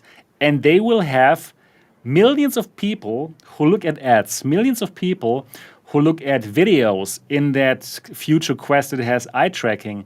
And this data, they can sell to those companies that make ads to make the ads even better, to analyze where people are looking at. It's like we become the product. We shouldn't even pay $199 for a Quest 3 that has eye tracking. They should pay us so that we use that device and give them our data. Yeah, but and I it's really like hope Like a that with- research group. we are yeah. the research group. So I really hope that with shows like this, people will understand what's going on. But I don't think it's going to happen. I think they will. The Quest 3 is going to have it. It's going to cost like $250, and people will go crazy because Facebook tells them, you know what, foveated rendering, and that's it. It's. But I will still be here to tell people about it, and we will tell people about it. Yeah, it's gonna be like this. So that is something that we need to discuss, and that we need to make the people aware of what it means, giving Facebook all that data and even thanking them for that. Yep, that is something that is important and we should talk about. Yeah, do you have any more things you want to talk about in terms of this Facebook ad controversy? It just always gets so dark every time we talk about Facebook. Yeah, because it is every so time, depressing. It is every super single dark. time. It is super dark, and instead of hyping the device, we should understand that there's more to it than a $299 price tag. As The only great as the device is, we need The to only say time that. I would accept ads in a game is if it was free to play, and even then I'm not sure, because like Warzone, I love Warzone, and that doesn't have any ads in it, does it? I don't think it does. Never noticed it anyway. So It's microtransactions, isn't it? So you can. it is. It's a Yeah, balance that's fine. between ads and It's kind of annoying, but you know, if you want to do microtransactions, that's fine. But yeah, no. The day that actually happens more mainstream is the day the Quest 2 goes on eBay for me. Right. Okay, cool. Then let's talk about our next topic. And our next topic is the following. It's the Lynx. It's a very interesting headset. Yeah, let's have a look at it. Looks like this. It is a headset that can do VR and that can do super high quality pass-through AR. So it has a bunch of cameras here. And with these cameras, it scans your environment, and then you can see your own environment, and the headset can superimpose pictures on top of it. So basically an AR headset. And the company has shown some videos about how it looks, and it simply looks stunning, like this unbelievable pass-through, like way better, like not comparable to the pass-through that we see on the Valve Index or on the Quest, like super, super nice in colors, and that could be pretty beautiful.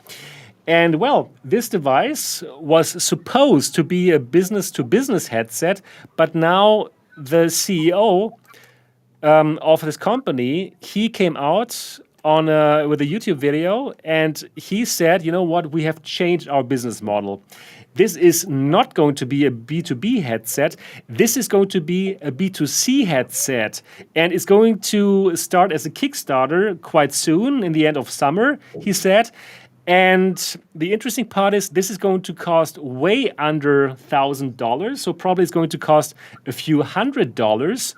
And the CEO said they want to compete against the Quest. Wow. That's good news. Yeah, that is cool. That is, of course, really cool. Ambitious. Very ambitious. I love that ambition. However, I'm also wondering, of course, how is that going to happen? Like how will this company compete against the Quest? Because, well, if you want to compete against the Quest, it means you want to offer a headset that has games, that has lots of games, right? And I don't know. I don't understand. Like, how will this have games? There is no controllers.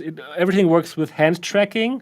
I think they do want to work together with a third-party company to provide controllers as well. But so my first thoughts are simply how? How do they want to compete against the Quest? Do you have any ideas, any of you? Do you have any thoughts? How can they pull this off? Someone said the light bleed is going to be a bit of an issue, which I thought was quite funny. It does look like this, but they have some kind of, I don't know how to call it. It's an interface. They have an add-on. They have an add-on, and then I you was going to don't. say, right, because it looks very unusual. It's a little bit ugly looking, if I'm honest, but I mean, it doesn't really matter what it looks like, I suppose. But I mean, what's the resolution? I'm trying to look at the article here. 1600 by 1600, I think it is. Yeah, right. So it's not the highest resolution or anything like that. Oh, I'm out then. I'm out. Sorry. Well, but it's comparable to the Quest 2, isn't it? Really? And it's a standalone. It's a standalone headset. Yeah. It has the Headset. XR2 chipset, right? There should be like the batteries in the back of the headset, and yeah. So, but the question still is, of course, like, what kind of content can it play? So I believe this is Steam VR compatible. So this is one thing. So you can probably play wirelessly. You can play your Steam VR library wirelessly, and that is cool if it has good optics. the question is still like, do you think if it costs like the same as the Quest, let's say it costs $300, do you think this has a chance? Or Yes. who will pick this up? I will buy it. I will buy this the day that the Quest 2 delivers ads and forces me to watch stuff like a Black Mirror episode. I will put that on eBay, and the £150 I get from that, I'll put it towards this Lynx and buy one of those. I think a lot of people should do the same. Definitely. Who's going to do the Kickstarter then? I think it's in September, isn't it? The Kickstarter for this. Because I'm tempted. I don't really do Kickstarters at all, but I'm tempted with this one actually. This looks good. It's mainly like I'm interested in the AR side more than the VR side. I know you want AR, Gary. I know you want it. So it looks how much? fantastic. Yeah, it does. The AR looks unbelievably good. And I don't have the video here right now. Probably I will prepare this for another time, but it looks stunning. The AR looks really good. So Gary, what do you think? How much would you be willing to pay in a Kickstarter? Well, it's interesting. You say what I'd be willing to pay, because I guess for me, from what I've seen of the specs and everything so far, it looks fantastic. But there's a limit. There's just a natural cutoff for me of what I think I would pay. And I think if this is anything above 500, then I'm out immediately. I would rather it be much lower than that and comparable to the Quest 2. I think one of the quotes actually from the CEO said, he actually said a couple of $100, which that can't be right. That can't be right. I'm sure one of the quotes that he said is a couple of $100. He said well below 1,000 and a couple of hundred, which can't be right. Yeah, it's got to be. I would say it's got to be like a $400 dollars. I would imagine, and I'm prepared to go in for this purely, well, not purely, but mainly for the AR side of this, because the videos out there of this look fantastic. The latest amazing, look fantastic. Really looked amazing. Yeah, in terms of the just quickly before I'll finish off with this point actually, because the interesting point with this, if they are positioning it as a Quest 2 competitor, the lack of controllers is a big issue. And I think it's got this Finch controller compatibility as well as Steam VR controller compatibility. I was just looking up these Finch controllers because I wasn't familiar with them. But you can basically get third-party controllers that will work with this headset. So that's one way of doing it, but that's not going to compete with the Quest 2, in my opinion, because you need integrated in-the-box controllers in order to fulfill that requirement, in my opinion. Right. Yeah, I agree. The optics sound really interesting, and there's a word I'm not even going to try and pronounce, but it's like a four-fold freeform prism optics. Yeah. I'm not going to say that other word. And that's it. Just I had too many beers to try and pronounce that word. But what is that? But I'm intrigued by that, because obviously it negates the need for eye tracking, which because obviously the sweet spot or eye box is quite small on it. So that's something I'd be intrigued to try. Yeah, it's the lenses are weird. That's the only thing I can say. It's like they have some certain kind of geometry. Like I can't describe it. I can't even describe it. And the reason why they had this very special geometry is because they were hiding like an eye tracking sensor in the lens. And therefore they had this super strange geometry of the lenses. However, now for the Kickstarter, I think they got rid of the eye tracker because they don't need it anymore for some reason. But they still keep on having these weird lenses. However, when we saw that through the lens footage of the device, it looked fine. It looked perfectly fine. So yeah, it's something that we simply have to try to check out ourselves. And it would be amazing if this could compete with the Quest. But from my first impression, my first impression, I don't see them compete against the Quest. Yeah, exactly from the same reason. We would need to have these controllers, right, in the box, which work perfectly, just the same as the Quest ones. And for those Finch controllers, I don't know how good they are. I tried some Finch controllers at some expo, and it was really terrible, honestly speaking. Probably that was 2 years ago or so. Probably now they're better. So yeah, I don't know. I have no idea You know, about this. Sebastian, I kind Yeah. of wonder when they say compete with Quest 2, it might not necessarily mean that they want to make a copy of Quest 2 that Yeah. does exactly the same thing that Okay. it does. Right. So maybe by, creating a standalone headset that's consumer oriented and not finally something that's not for corporations, and adding this AR component that's making it a whole like new dimension, adds the whole new dimension to the VR headset, or making it mixed reality even. So maybe they're just approaching it from a different angle. We're not going to Yeah. make a copy. We still have access to Steam games, so you have games, but we also have this amazing AR that can create like a whole bunch of different stuff. So yeah, I also don't see it becoming like a direct competitor, meaning like offering the same things but better. But I think they're just approaching it with new angles. I like the idea. And probably this is just also like a standalone headset that does great things, like it can stream your Steam VR library, or probably they come up with something, hey, you know what? All of your Steam VR games will be streamed from the cloud somehow. Some interesting thing, something that already works actually, right? Gary and me, we've tried that out already, like this Steam VR streaming from the cloud. Who knows? Or probably they have something like, you know what? We have an open store, something like SideQuest. Probably they can even be compatible with SideQuest from day one. That would blow people away. That would be great. Like, people would love it. Like a non-Facebook headset where there's a cool store with cool stuff in it, and yeah, which where there are no privacy concerns. And that's also what the CEO has pointed out, right? That they want to be the antithesis to that Facebook privacy shit. And that part, I really, really like it. And I really absolutely wish them the best. And I would love to try out the device and simply, yeah, I wish them all the best. Like, I root for them. I absolutely root for them. And I'm looking forward to find out what they can do, and also what they come up with for this AR part. Like, what will be there? What kind of apps or games can we use with that? And I'm also intrigued. So same with Gary, I'm interested in the Kickstarter. So probably I will also chip in.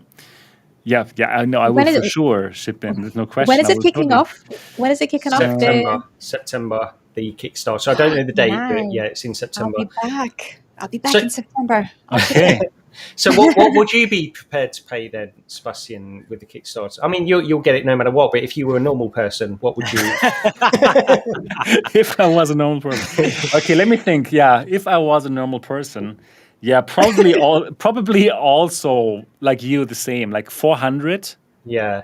Something like this, a bit more than the Quest, or probably 479, I would still think is reasonable. Yeah, that seems fair. I mean, if they can, because somebody did say that they said a few hundred. The Road to VR article does say that they said, I'm just reading it now, it says, or just a couple $100. Okay. I can't believe that can be, and I mean, you would expect something like $400, $500, I would imagine. Yeah, maybe not a couple, in the meaning several. Or a possibly, few.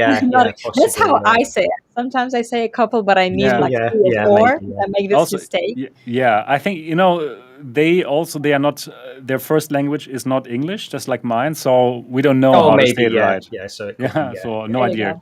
Could be a couple of thousand then. Yeah, exactly. He'll say, I'm French. I didn't mean it. It's $5,000. No, so yeah, right.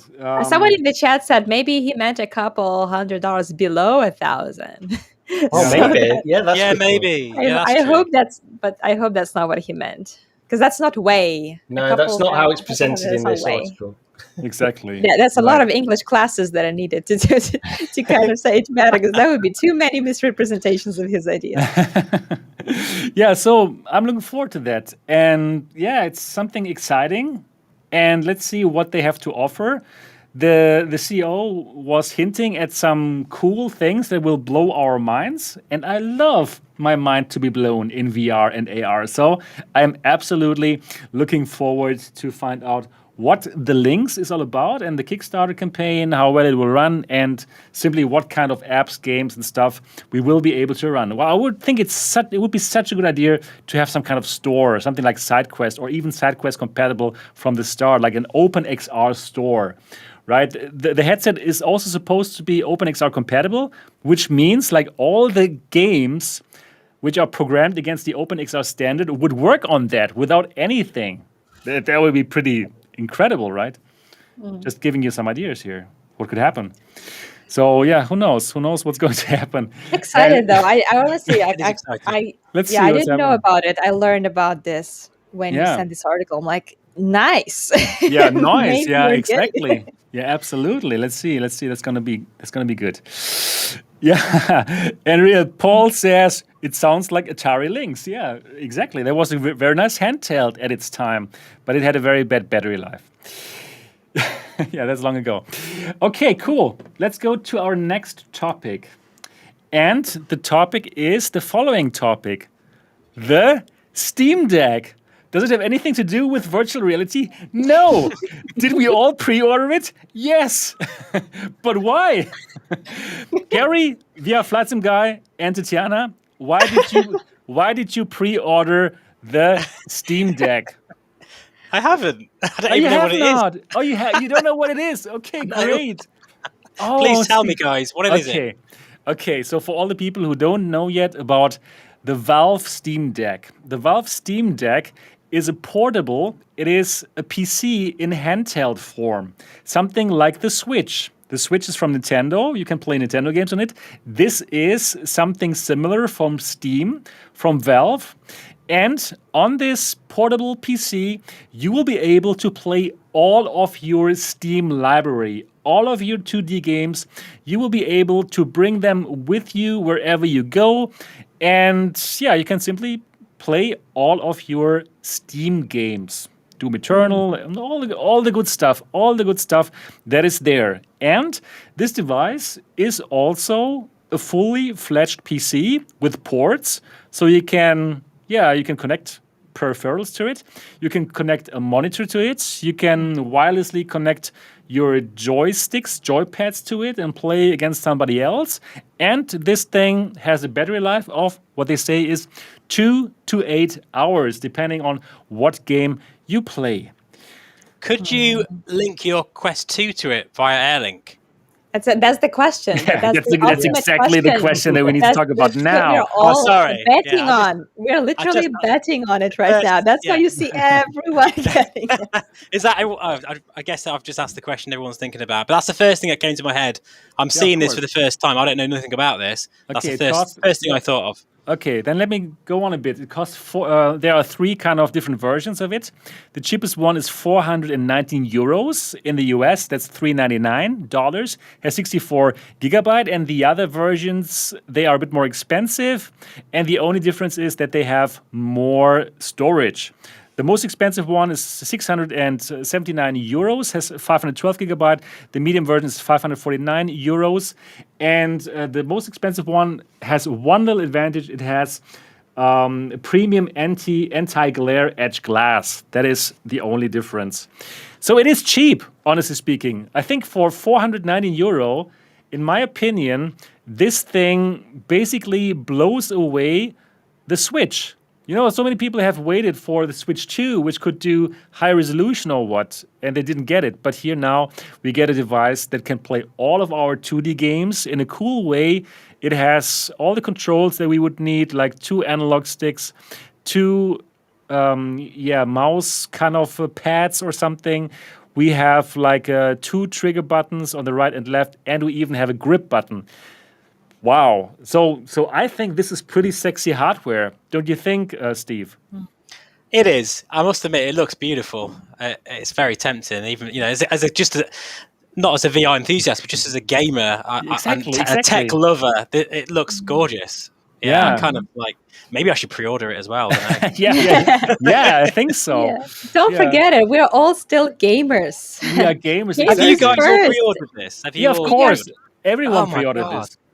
Right, I better go do it now then. Making them rich. Yeah, but it's Making too them late now rich. already for you.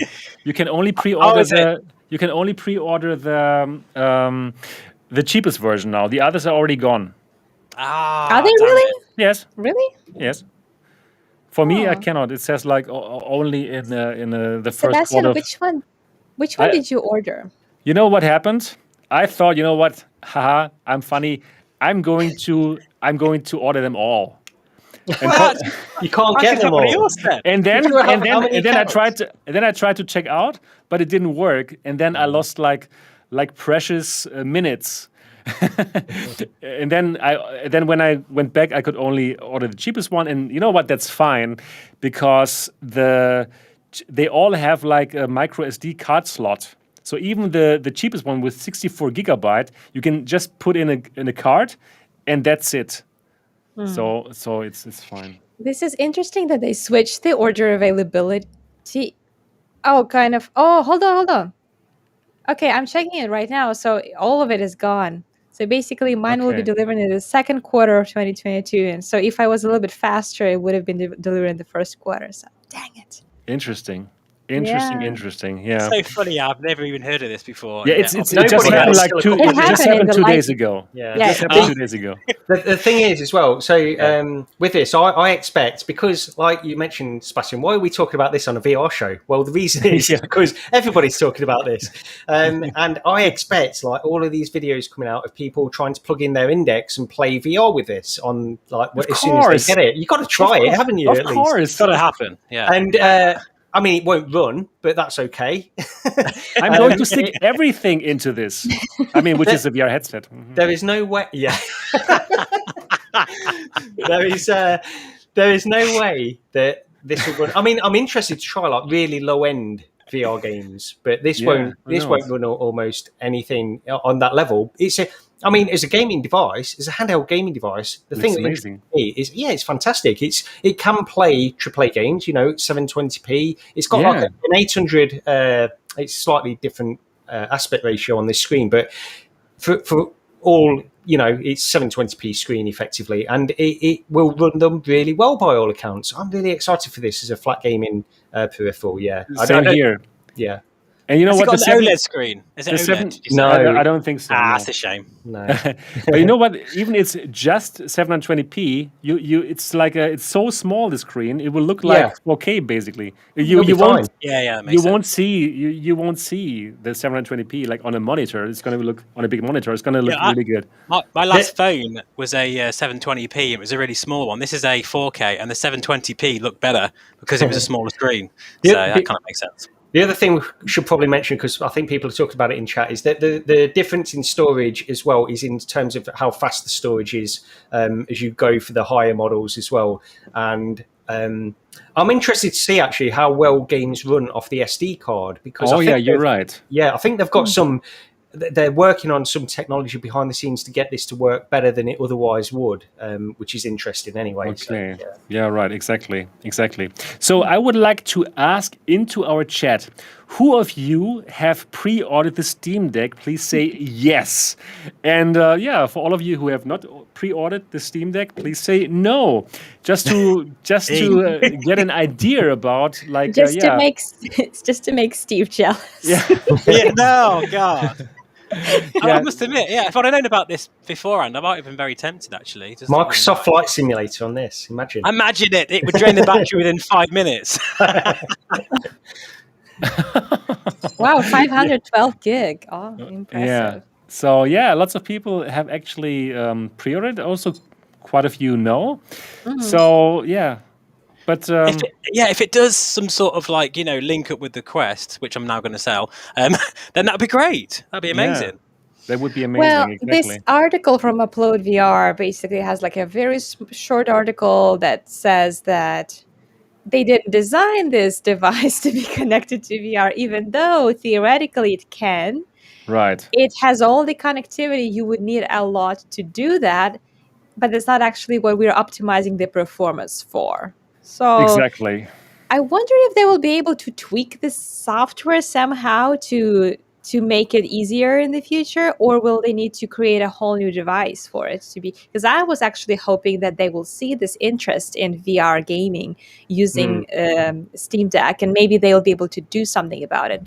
I'm kind of betting on it. It's a little bit of a gamble for me, I'll be honest. The interesting thing, perhaps you're going to mention this, Sebastian. I was just going to quickly say that the more interesting thing as a VR enthusiast from this device is that they could be heading in a standalone kind of VR direction with this by presenting this high-powered, device out there. Standalone Index 2, that would be amazing. I exactly wanted to say that. How about the following?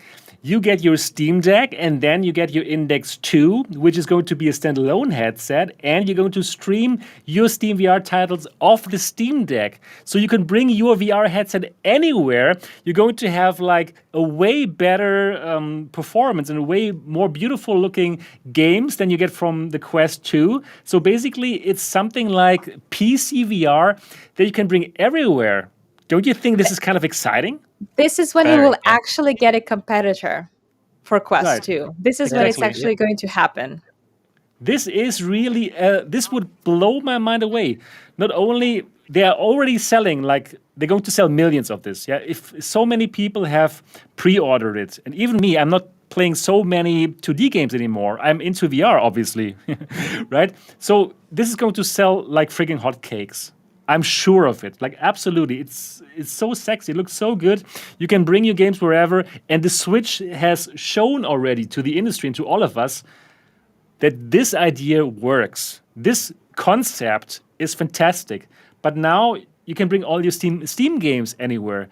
And then, to have VR together with this anywhere, but PC VR, this is really how they could beat the Quest. Because then suddenly all of the Steam VR library would be there. You don't even have to go the route of cloud streaming. This is going to happen. Cloud streaming is going to happen in a couple of years for sure.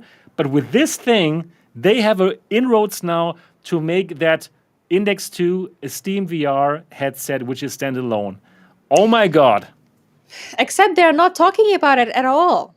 They're not. They try to avoid the VR conversations as much as they could. And they only answered a couple of questions, but basically saying that no, this is optimized for handheld gaming. This is not what we're really doing. So if this is so perfect and people are on board, why aren't they at least showing that they are considering it as an option, that they are maybe working on something like that? Are they just trying to play it safe and see if there's anyone even interested in that? Because it's mixed messaging. I would imagine that they don't want to too much on one thing. They want to focus on this as a handheld. They're still I must admit, I was sorry.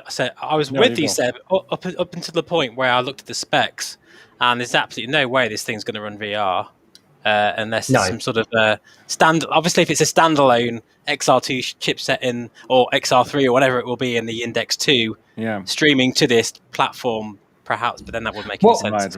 What's interesting, so for me, I think that this is not going to run VR in its present form, in my opinion. But what it points to is the fact that they could have a very, very high powered. This is a high powered headset, higher powered than the Quest 2, especially with how that throttles the CPU and stuff like that. But they would need a standalone library for that. Okay. For that to work, not taking your idea into account, Sebastian. Right.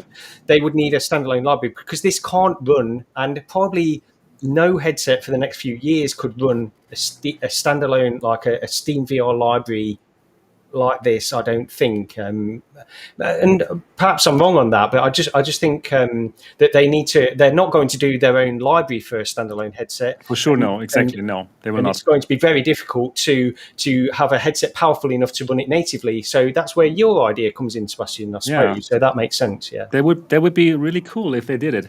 However, I also think that they are not really thinking so much about VR because there's the market. It's just so huge for these fat gamers.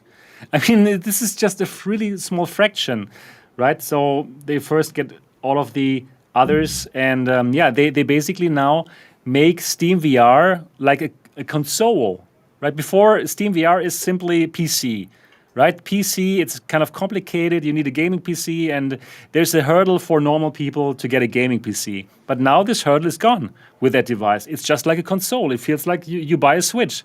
Now you get this, and boom, you can play all of these games. So it's a super smart move from Valve to increase the reach of their platform, to make Steam even bigger and reach people that they would have never reached before. I think that is more the point. They're not thinking about, okay, this is going to be a great streaming virtual reality thing. No, I really think they are just like increasing the Steam platform, and they are just so smart, and they are going to have a huge success, I think. Yeah, just to finish off from my point of view as well, Valve are committed to VR on a level where it doesn't necessarily matter about money. I think they've invested a lot of money into VR because they are passionate about the technology, not necessarily because they think they're going to get a return on it, because I think they do believe in it, and how far they can take that is up to them, really. Yeah, right. So, Steve, what are your thoughts about the Steam Deck? Do you want one now? I'm kind of messing with you guys. Actually, no, not at all. Okay. It's not. It's kind of really for. It's not. Yeah, I'm not a massive console guy anyway. Really, I'm a nerdy, proper high-end PC nut job. So proper. Yes, I love it. Yeah. So unless there's some way that they can implement some sort of because I imagine cloud streaming would be a thing with this, wouldn't it? In the you'd probably be able to take this away on holiday, and then sort of. I don't know, no, because that wouldn't work, would it? I don't know. For me personally, it looks amazing, and I'm sure some of my friends will be buying this, and I'll just have a look at theirs and check it out. But for me personally, it's not really for me. Okay. Not really. All right, cool. Yeah, interesting topic. The Valve Steam Deck. It caught me by surprise when I saw it like 2 days ago, and I'm really attracted to it, I must say. I like this kind of hardware, and I'm looking forward to try it out and to try also VR headset together with it. Are you going to review it on the channel, Seb? Of course. Yeah. I'm going to try all of the headsets that I have. Probably the Varjo VR-3 is not going to run very well on that. But will you try Quest? I will try the Quest for sure, of course. Yeah. I think I'll wait for your review, Seb, actually. I'll wait for what you think about it, and then I'll make my mind up there. Right, that's going to be interesting. All right, I think that's the Steam Deck topic, and now we can come to our last topic here. And the last topic is this here. This is the Varjo VR-3 high-end VR headset. A headset that is built for enterprise customers, costs over 3,000 euros, and those customers also have to pay a yearly fee of around 800 euros. It has incredible specs, really incredible specs. So first of all, it has a super high resolution, like incredibly high, 70 pixels per degree for that focus screen. They have a very special technology where in the center of your vision, they have this extremely high OLED screen, micro OLED screen with that super high resolution of 70 pixels per degree. Compare that to the 20 pixel per degree of the G2, then you know like what kind of difference it is. And then around that, for the peripheral area of your vision, they have an LCD panel with a resolution of 2700 by 2700 pixels per degree, also higher than all the other headsets on the market, other than the 8KX, but still, it's pretty incredible. Then in terms of FOV, they say they have 115 degrees horizontally. That puts it in around the Pro 2 area horizontally, and that's true. However, vertically, that FOV is bigger than the Pro 2. So when I put this on, it felt like index-style FOV. Right. Then they have eye tracking.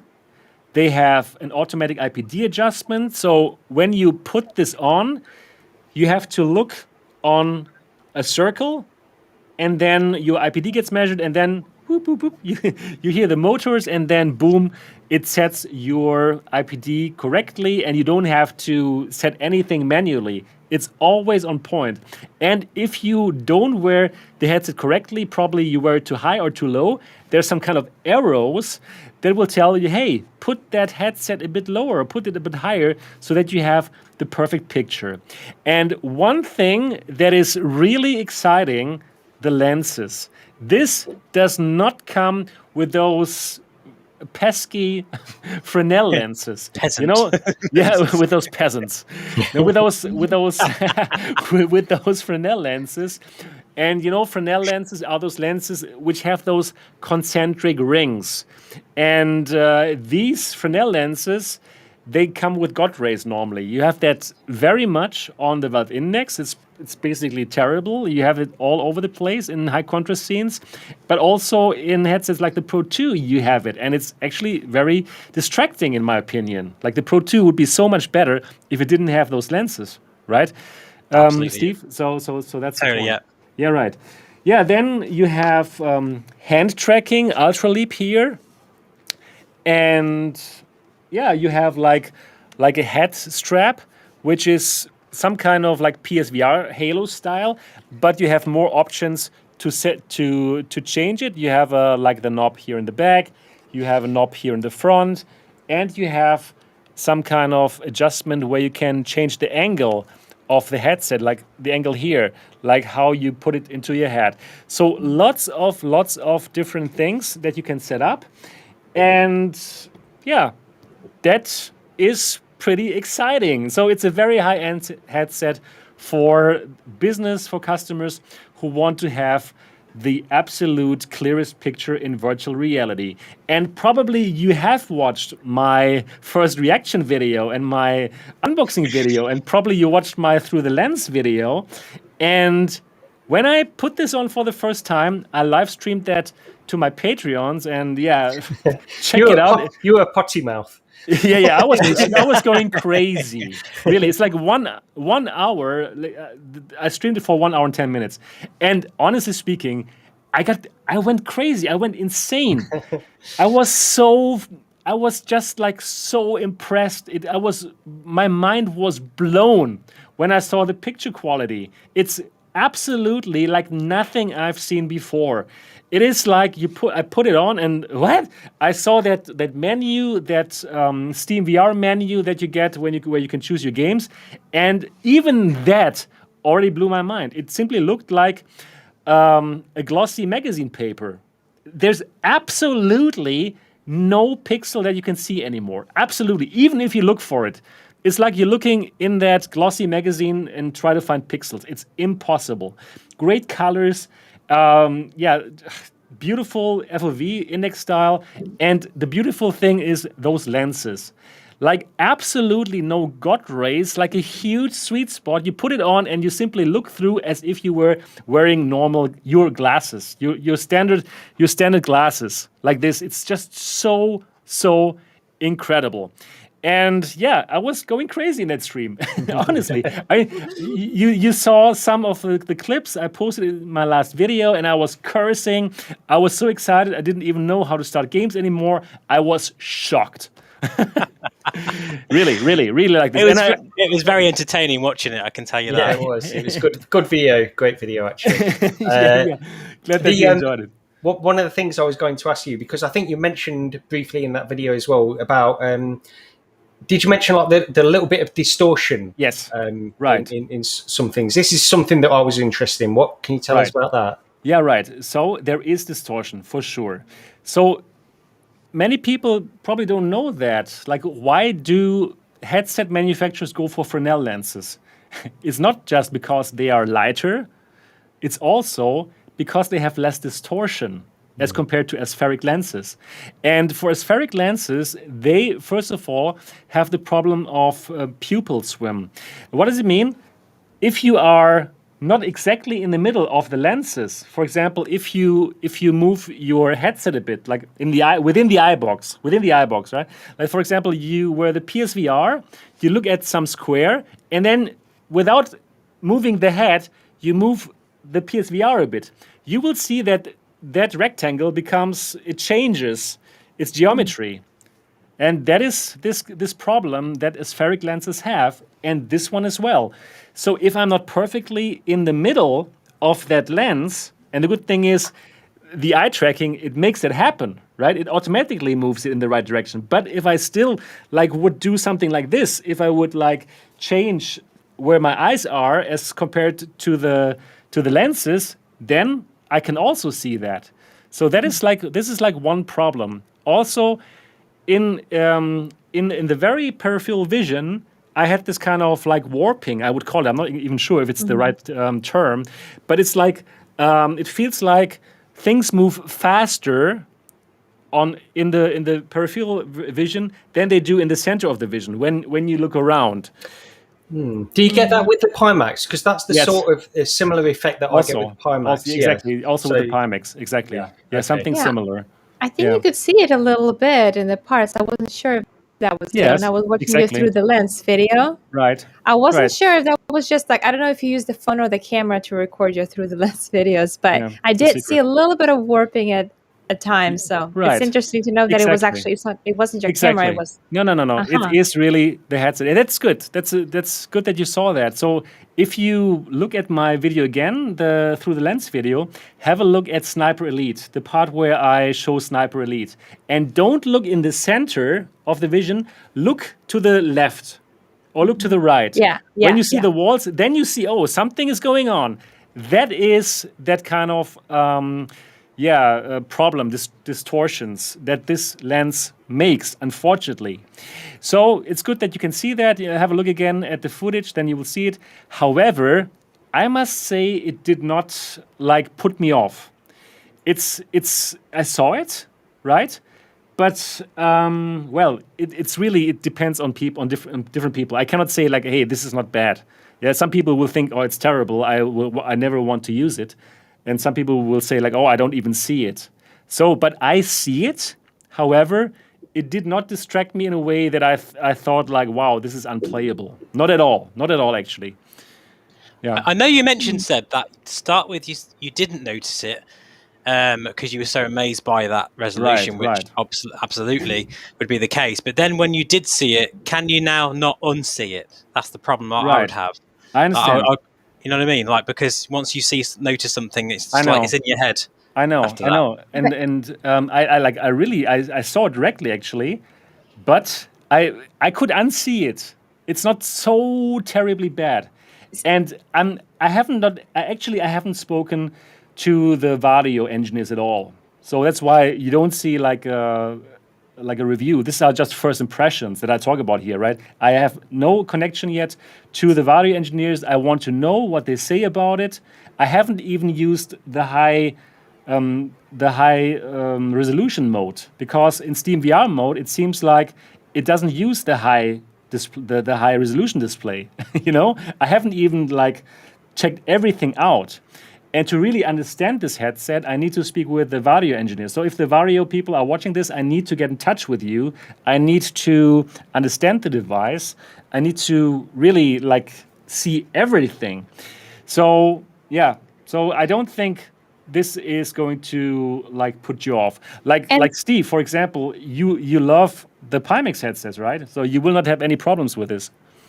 Yeah. Because that was my other question. And Gary pointed. Sorry, Tatiana, you can go ahead. Oh, I think this is exactly what you was going to say. You were the one who said that you could get used to that small sweet spot in, was it Index you were talking about?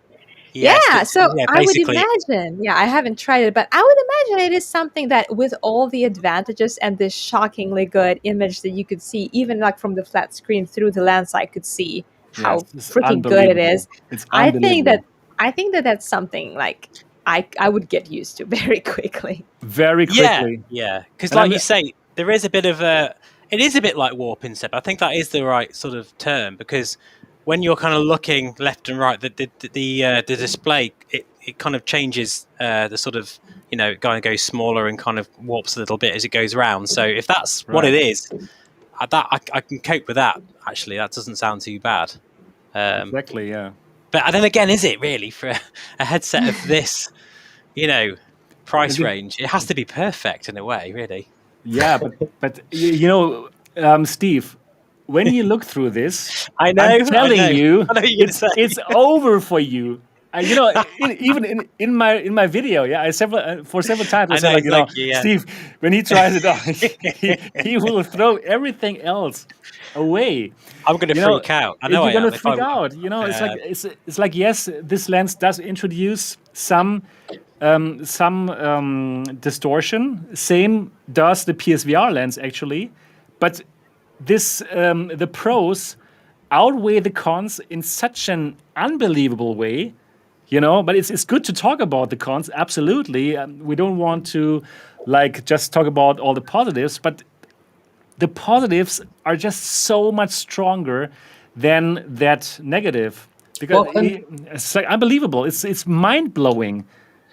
Well, supposing you get one of these headsets and then you don't pay any subscription fee, what happens? That's a good question. Oh yeah, that's a good question. Yeah, that's a good question. So, in order to make this run, you have to install a certain software. Yeah, comparable to the Pi tool for Pimax, or comparable to the Vive console if you want to play the Pro 2. Same here. It's called Varjo Base, and for that Varjo Base, you have to make an account.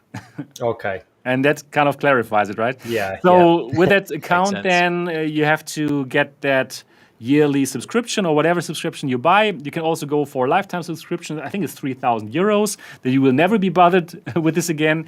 And only then can you use the headset. It's so simple.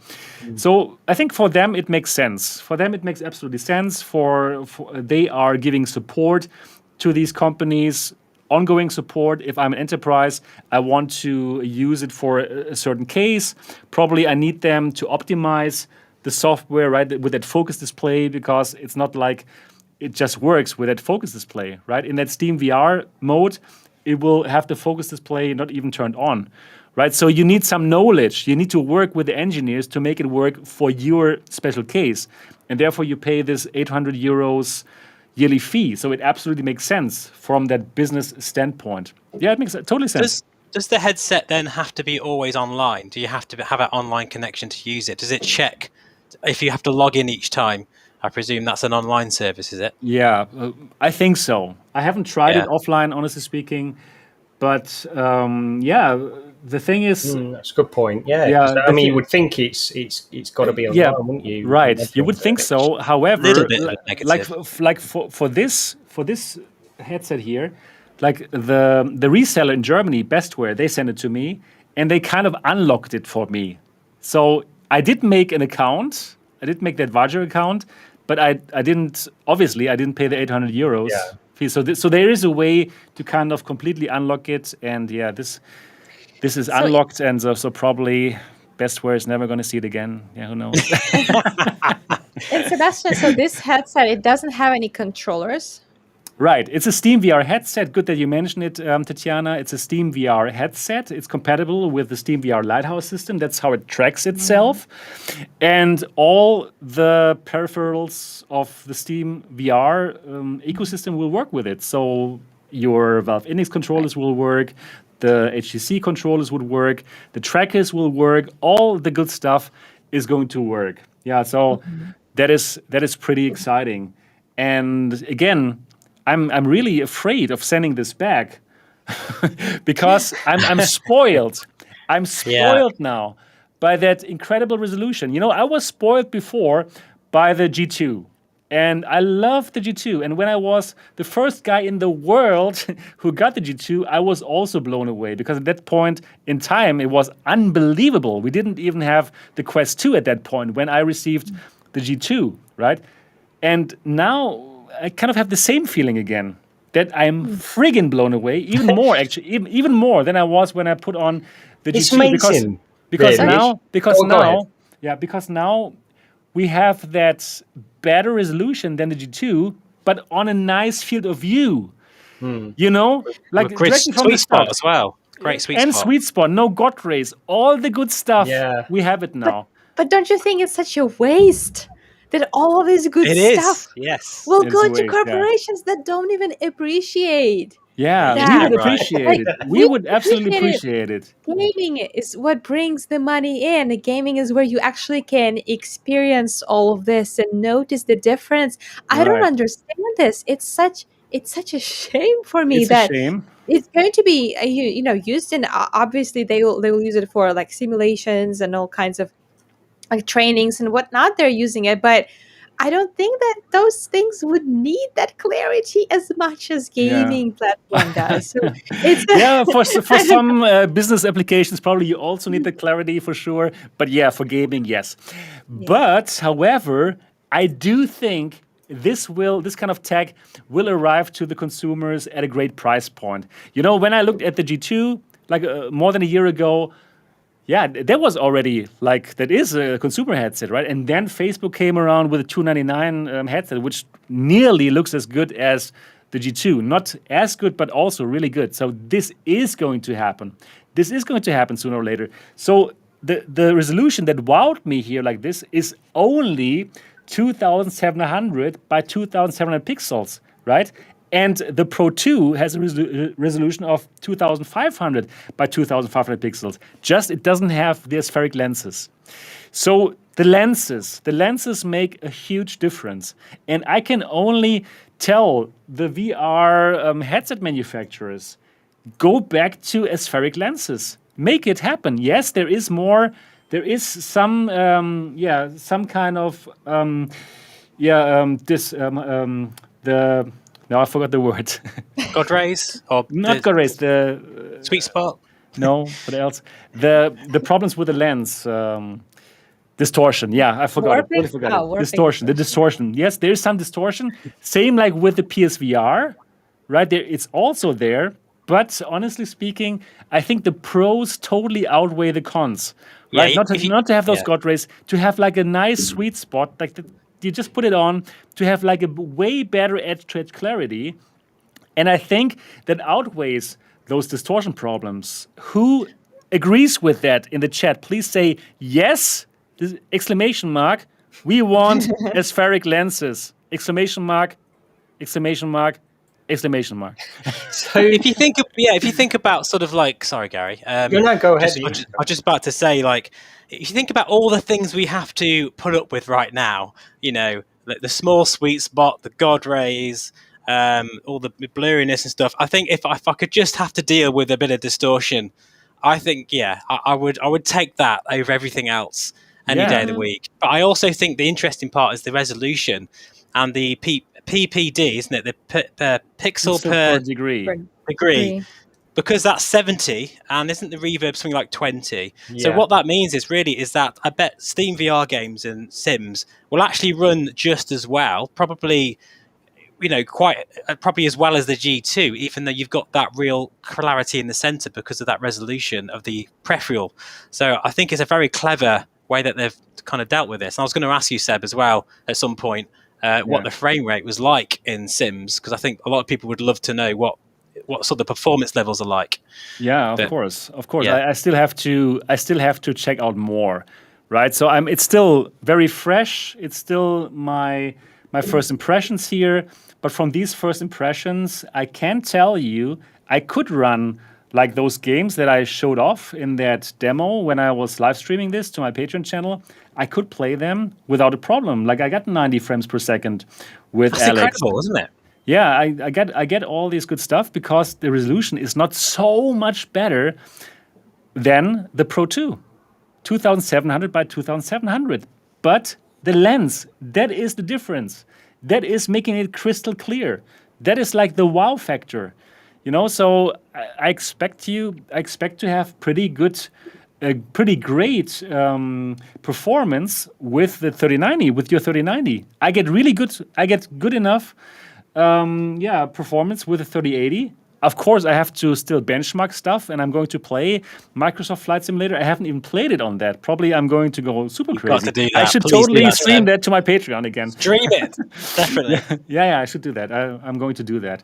So there's just quickly, Sebastian. So on that central point of view, because it's got that micro display in the middle, is that correct? With this one, where you get that 70 that 70 pixel density, which I've read actually is that, I don't know if you've read this or if you heard this, but that's basically like the equivalent of a retina resolution. It's it is. human eye resolution. I think 60 is the is the eye, isn't it? It's Is around it? 60, so it's actually higher than that, which is Yeah. just ridiculous. Exactly. Madness, exactly. yeah. So it's basically totally madness. It's going to look like reality. And I did have already the VR2 where they also had this kind of display already in the middle.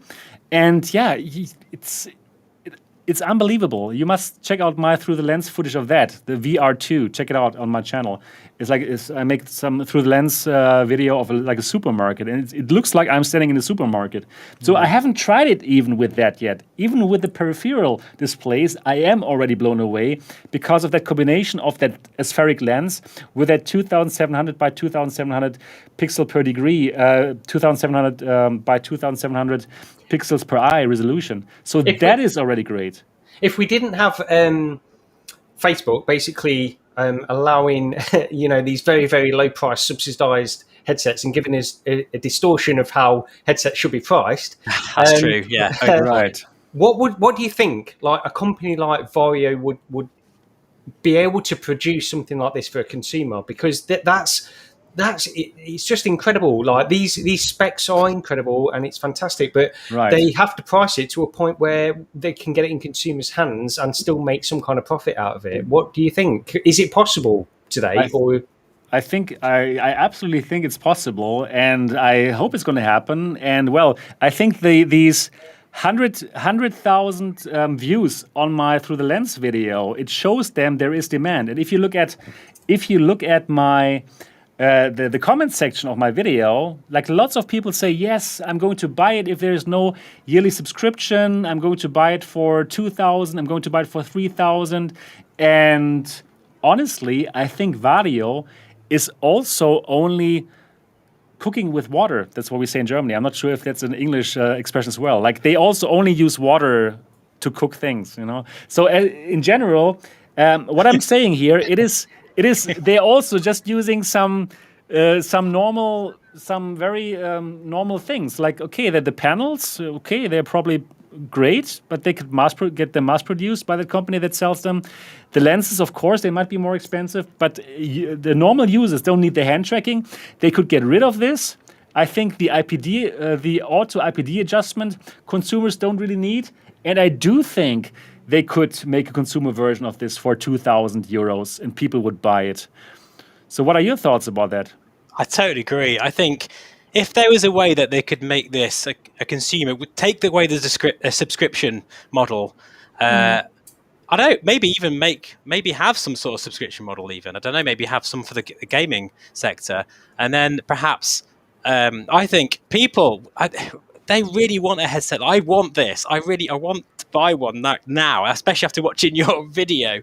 So it's like, it's killing me. I'm like, oh my God. So if they release something like that, of that sort of spec, or even slightly lower than that, actually, for say 1,000, 1,500, oh my God, it would just go crazy. The pre-orders would just go mad. They would be crazy not to do this. I think people clearly want this. Look at your video; it's up to about nearly 100,000 views already. I think they already watched the video. I think they already watched this. I mean, it blew up in like 1 day or 2 days. I think they've already watched it because there aren't. There's nothing. I hope so. I hope the message is loud and clear. Exactly.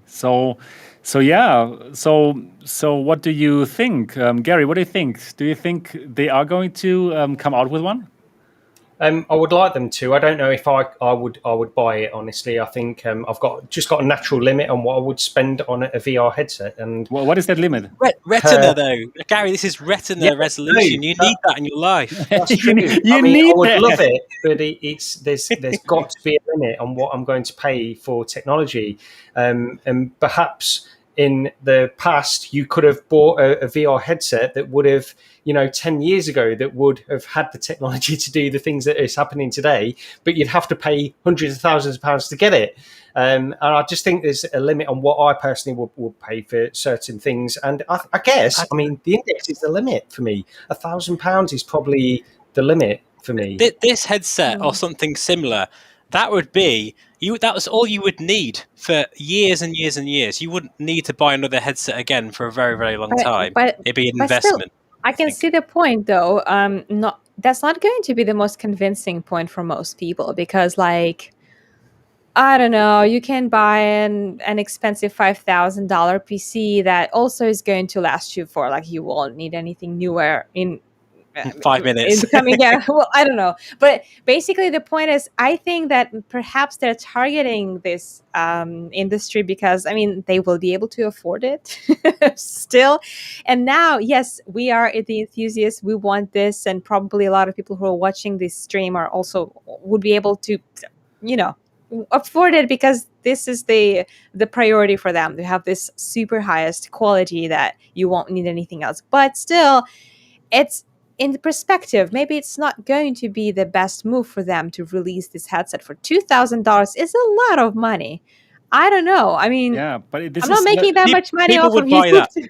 They yeah, would. The not high-end yet. VR market, they would buy that. The high, but is it exactly. going It's to be the enough revenue for them? I think yes. Honestly speaking, the enthusiast market, would. like the super I'd enthusiast buy market, two. they are now buying Pimax 8KXs for 1,500 or 1,600. They would for sure buy that. For sure. And there's so many simmers, right? So many people who play flight sims, who play racers, and who spend like thousands on those seats, for example, on some kind of gear. Like, Yeah, but not No, as I'm going many to try people one of them are soon. buying, I'm going to Yeah. try but one not of as them. many people as buying the $300 Quest. Because yeah, of course, that's but what of course, but It's this a is not different competing. audience. This is not competing against the Quest at all. This is No. competing not even against the Valve Index. This is competing against something like the Pimax 8KX, and I'm sure there is enough audience. We can just I think, yeah. we can just Sorry, go ask into the chat right now before we get to an end, because we already are on like for more than 2 hours right now. Who of you would buy a 2,000 euros Varjo VR-3 consumer version where there is absolutely no yearly fee? Please say yes. I'm going to start it off. And yeah, let's see what people say. Yeah, also me. I'm also a yes. I would have to Hell wait. yes. I would just have to wait to make money to buy it. Honestly, I want it, and I think that would be reasonable. But realistically, I don't think I would afford it right now. I think, to be honest, Tatiana, for you and a lot of gamers, actually, and this is no disrespect, I think it wouldn't be worth it for you. Actually, I think the Quest 2 Pro, perhaps if that comes along, that they're amazing headsets, and for gaming, that's all you need. But this is for a very different kind of crowd. I think for racing sim fans, Exactly. and flight sim fans, and we're crazy. We're just we're not normal right. What would be people. the limit? What would be the limit for you guys, though? Because I can understand that. Sell a honestly. house, buy a headset. There's got to be a limit, and I guess my I think limit's for just me- lower. For me, if that right there that you've got there, which I want to grab it out of the screen, the VR3. just I want to. We're protected here.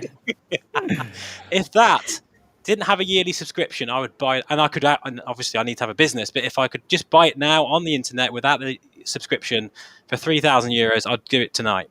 I really would. Yeah. And I speak for a lot of people, even at 3,000. But if they can bring that price down to 2,000, maybe take the auto IPD adjustment out, a few things, then it's going to sell. It totally is. Right. Exactly. And then here it's code says cheaper than an 85-inch TV. Yeah, Well, there you are. That's true. That makes sense. That makes absolutely sense. That people are paying like thousands of dollars for some projector or for some OLED TV. Thousands of dollars. But this is better.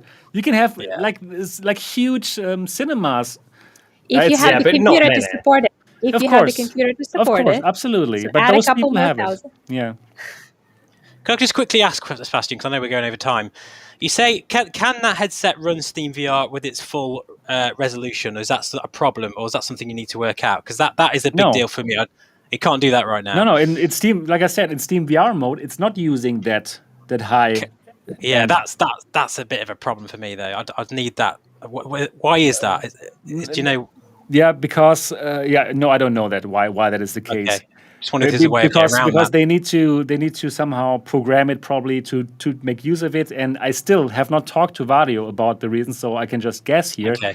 But like I said, even with that 2700 by 2700 resolution and that aspheric lenses, this combination already makes it so you cannot see any pixels anymore. I had that reaction without that focus display. I had that crazy reaction with that focus display, and it's just like the mix of these aspheric lenses together with that 2700 by 2700 pixels that let me have this reaction and have everything crystal clear. So they just need to drop that focus display, drop that hand tracking, and sell it to consumers, and people would buy it. I'm so sure about it. Anyways, now let's get to an end. We are already 2 hours and 30 minutes in. Thank you. Thank you so much for everyone who watched today's season 2 premiere of the Next Dimension podcast. And if you enjoy this, please do us a favor. The best way to say thank you is to rate us on iTunes. If you have an iPhone, if you have an iPad, open the podcast app now, find the Next Dimension podcast, and give this a good review. This is really all we ask for. We have not enough reviews. I don't know. It's probably, 12 or something, like really, really few. And we've already done like 25 shows now. So if you enjoy what we're doing here, the best way to say thank you, give us that 5-star review, and we will be back. Other than that, thank you so much, Gary, Tetiana, and Steve, for being here again. It's been a pleasure. So nice, so nice to talk with you again. Yeah. All right. That is everything that we got for Season 2, Episode 1. We hope you enjoyed it. Absolutely give this stream a big thumbs up, and we're looking forward to see you in the next episode next week. Until then, bye-bye. Bye. See ya. Yes, great. That's it. That was the first episode. And yeah, we're back. Yeah, cool. How did you think about our first episode after a few weeks? I think we could have talked about the Varjo for the entire time. Yeah, of course, absolutely. Maybe we can talk about it in the next one. Yeah, I think we all just realized how much we missed ranting and discussing and all of these things, because we went like 40 minutes over. Is this the record? Perhaps. No, we did longer before. Yeah, I think we've done longer than this with Anthony. Yeah. I'd love to know Anthony's thoughts on this. So hopefully he can get back on the podcast soon. Yes. So greetings to Anthony. Anthony is taking a break from YouTube, so I hope he's going to be back, and then we will have him here with open arms again. So all the best greetings to Anthony. Hope everything is fine with you.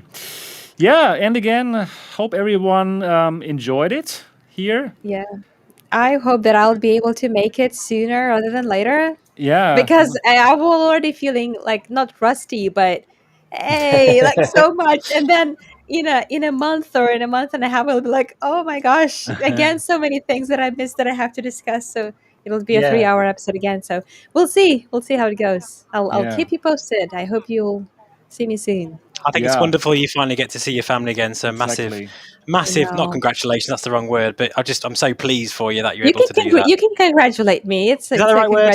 Because I'm vaccinated. My parents are, my brother, my family. Perfect. So it's a good time to. It's wonderful. Yeah. Things are getting better for everybody, I think. And exactly. The light is there at the end of the tunnel. Exactly. I also got my first jab and going to get my second soon. So everything's good. Which is it? Pfizer?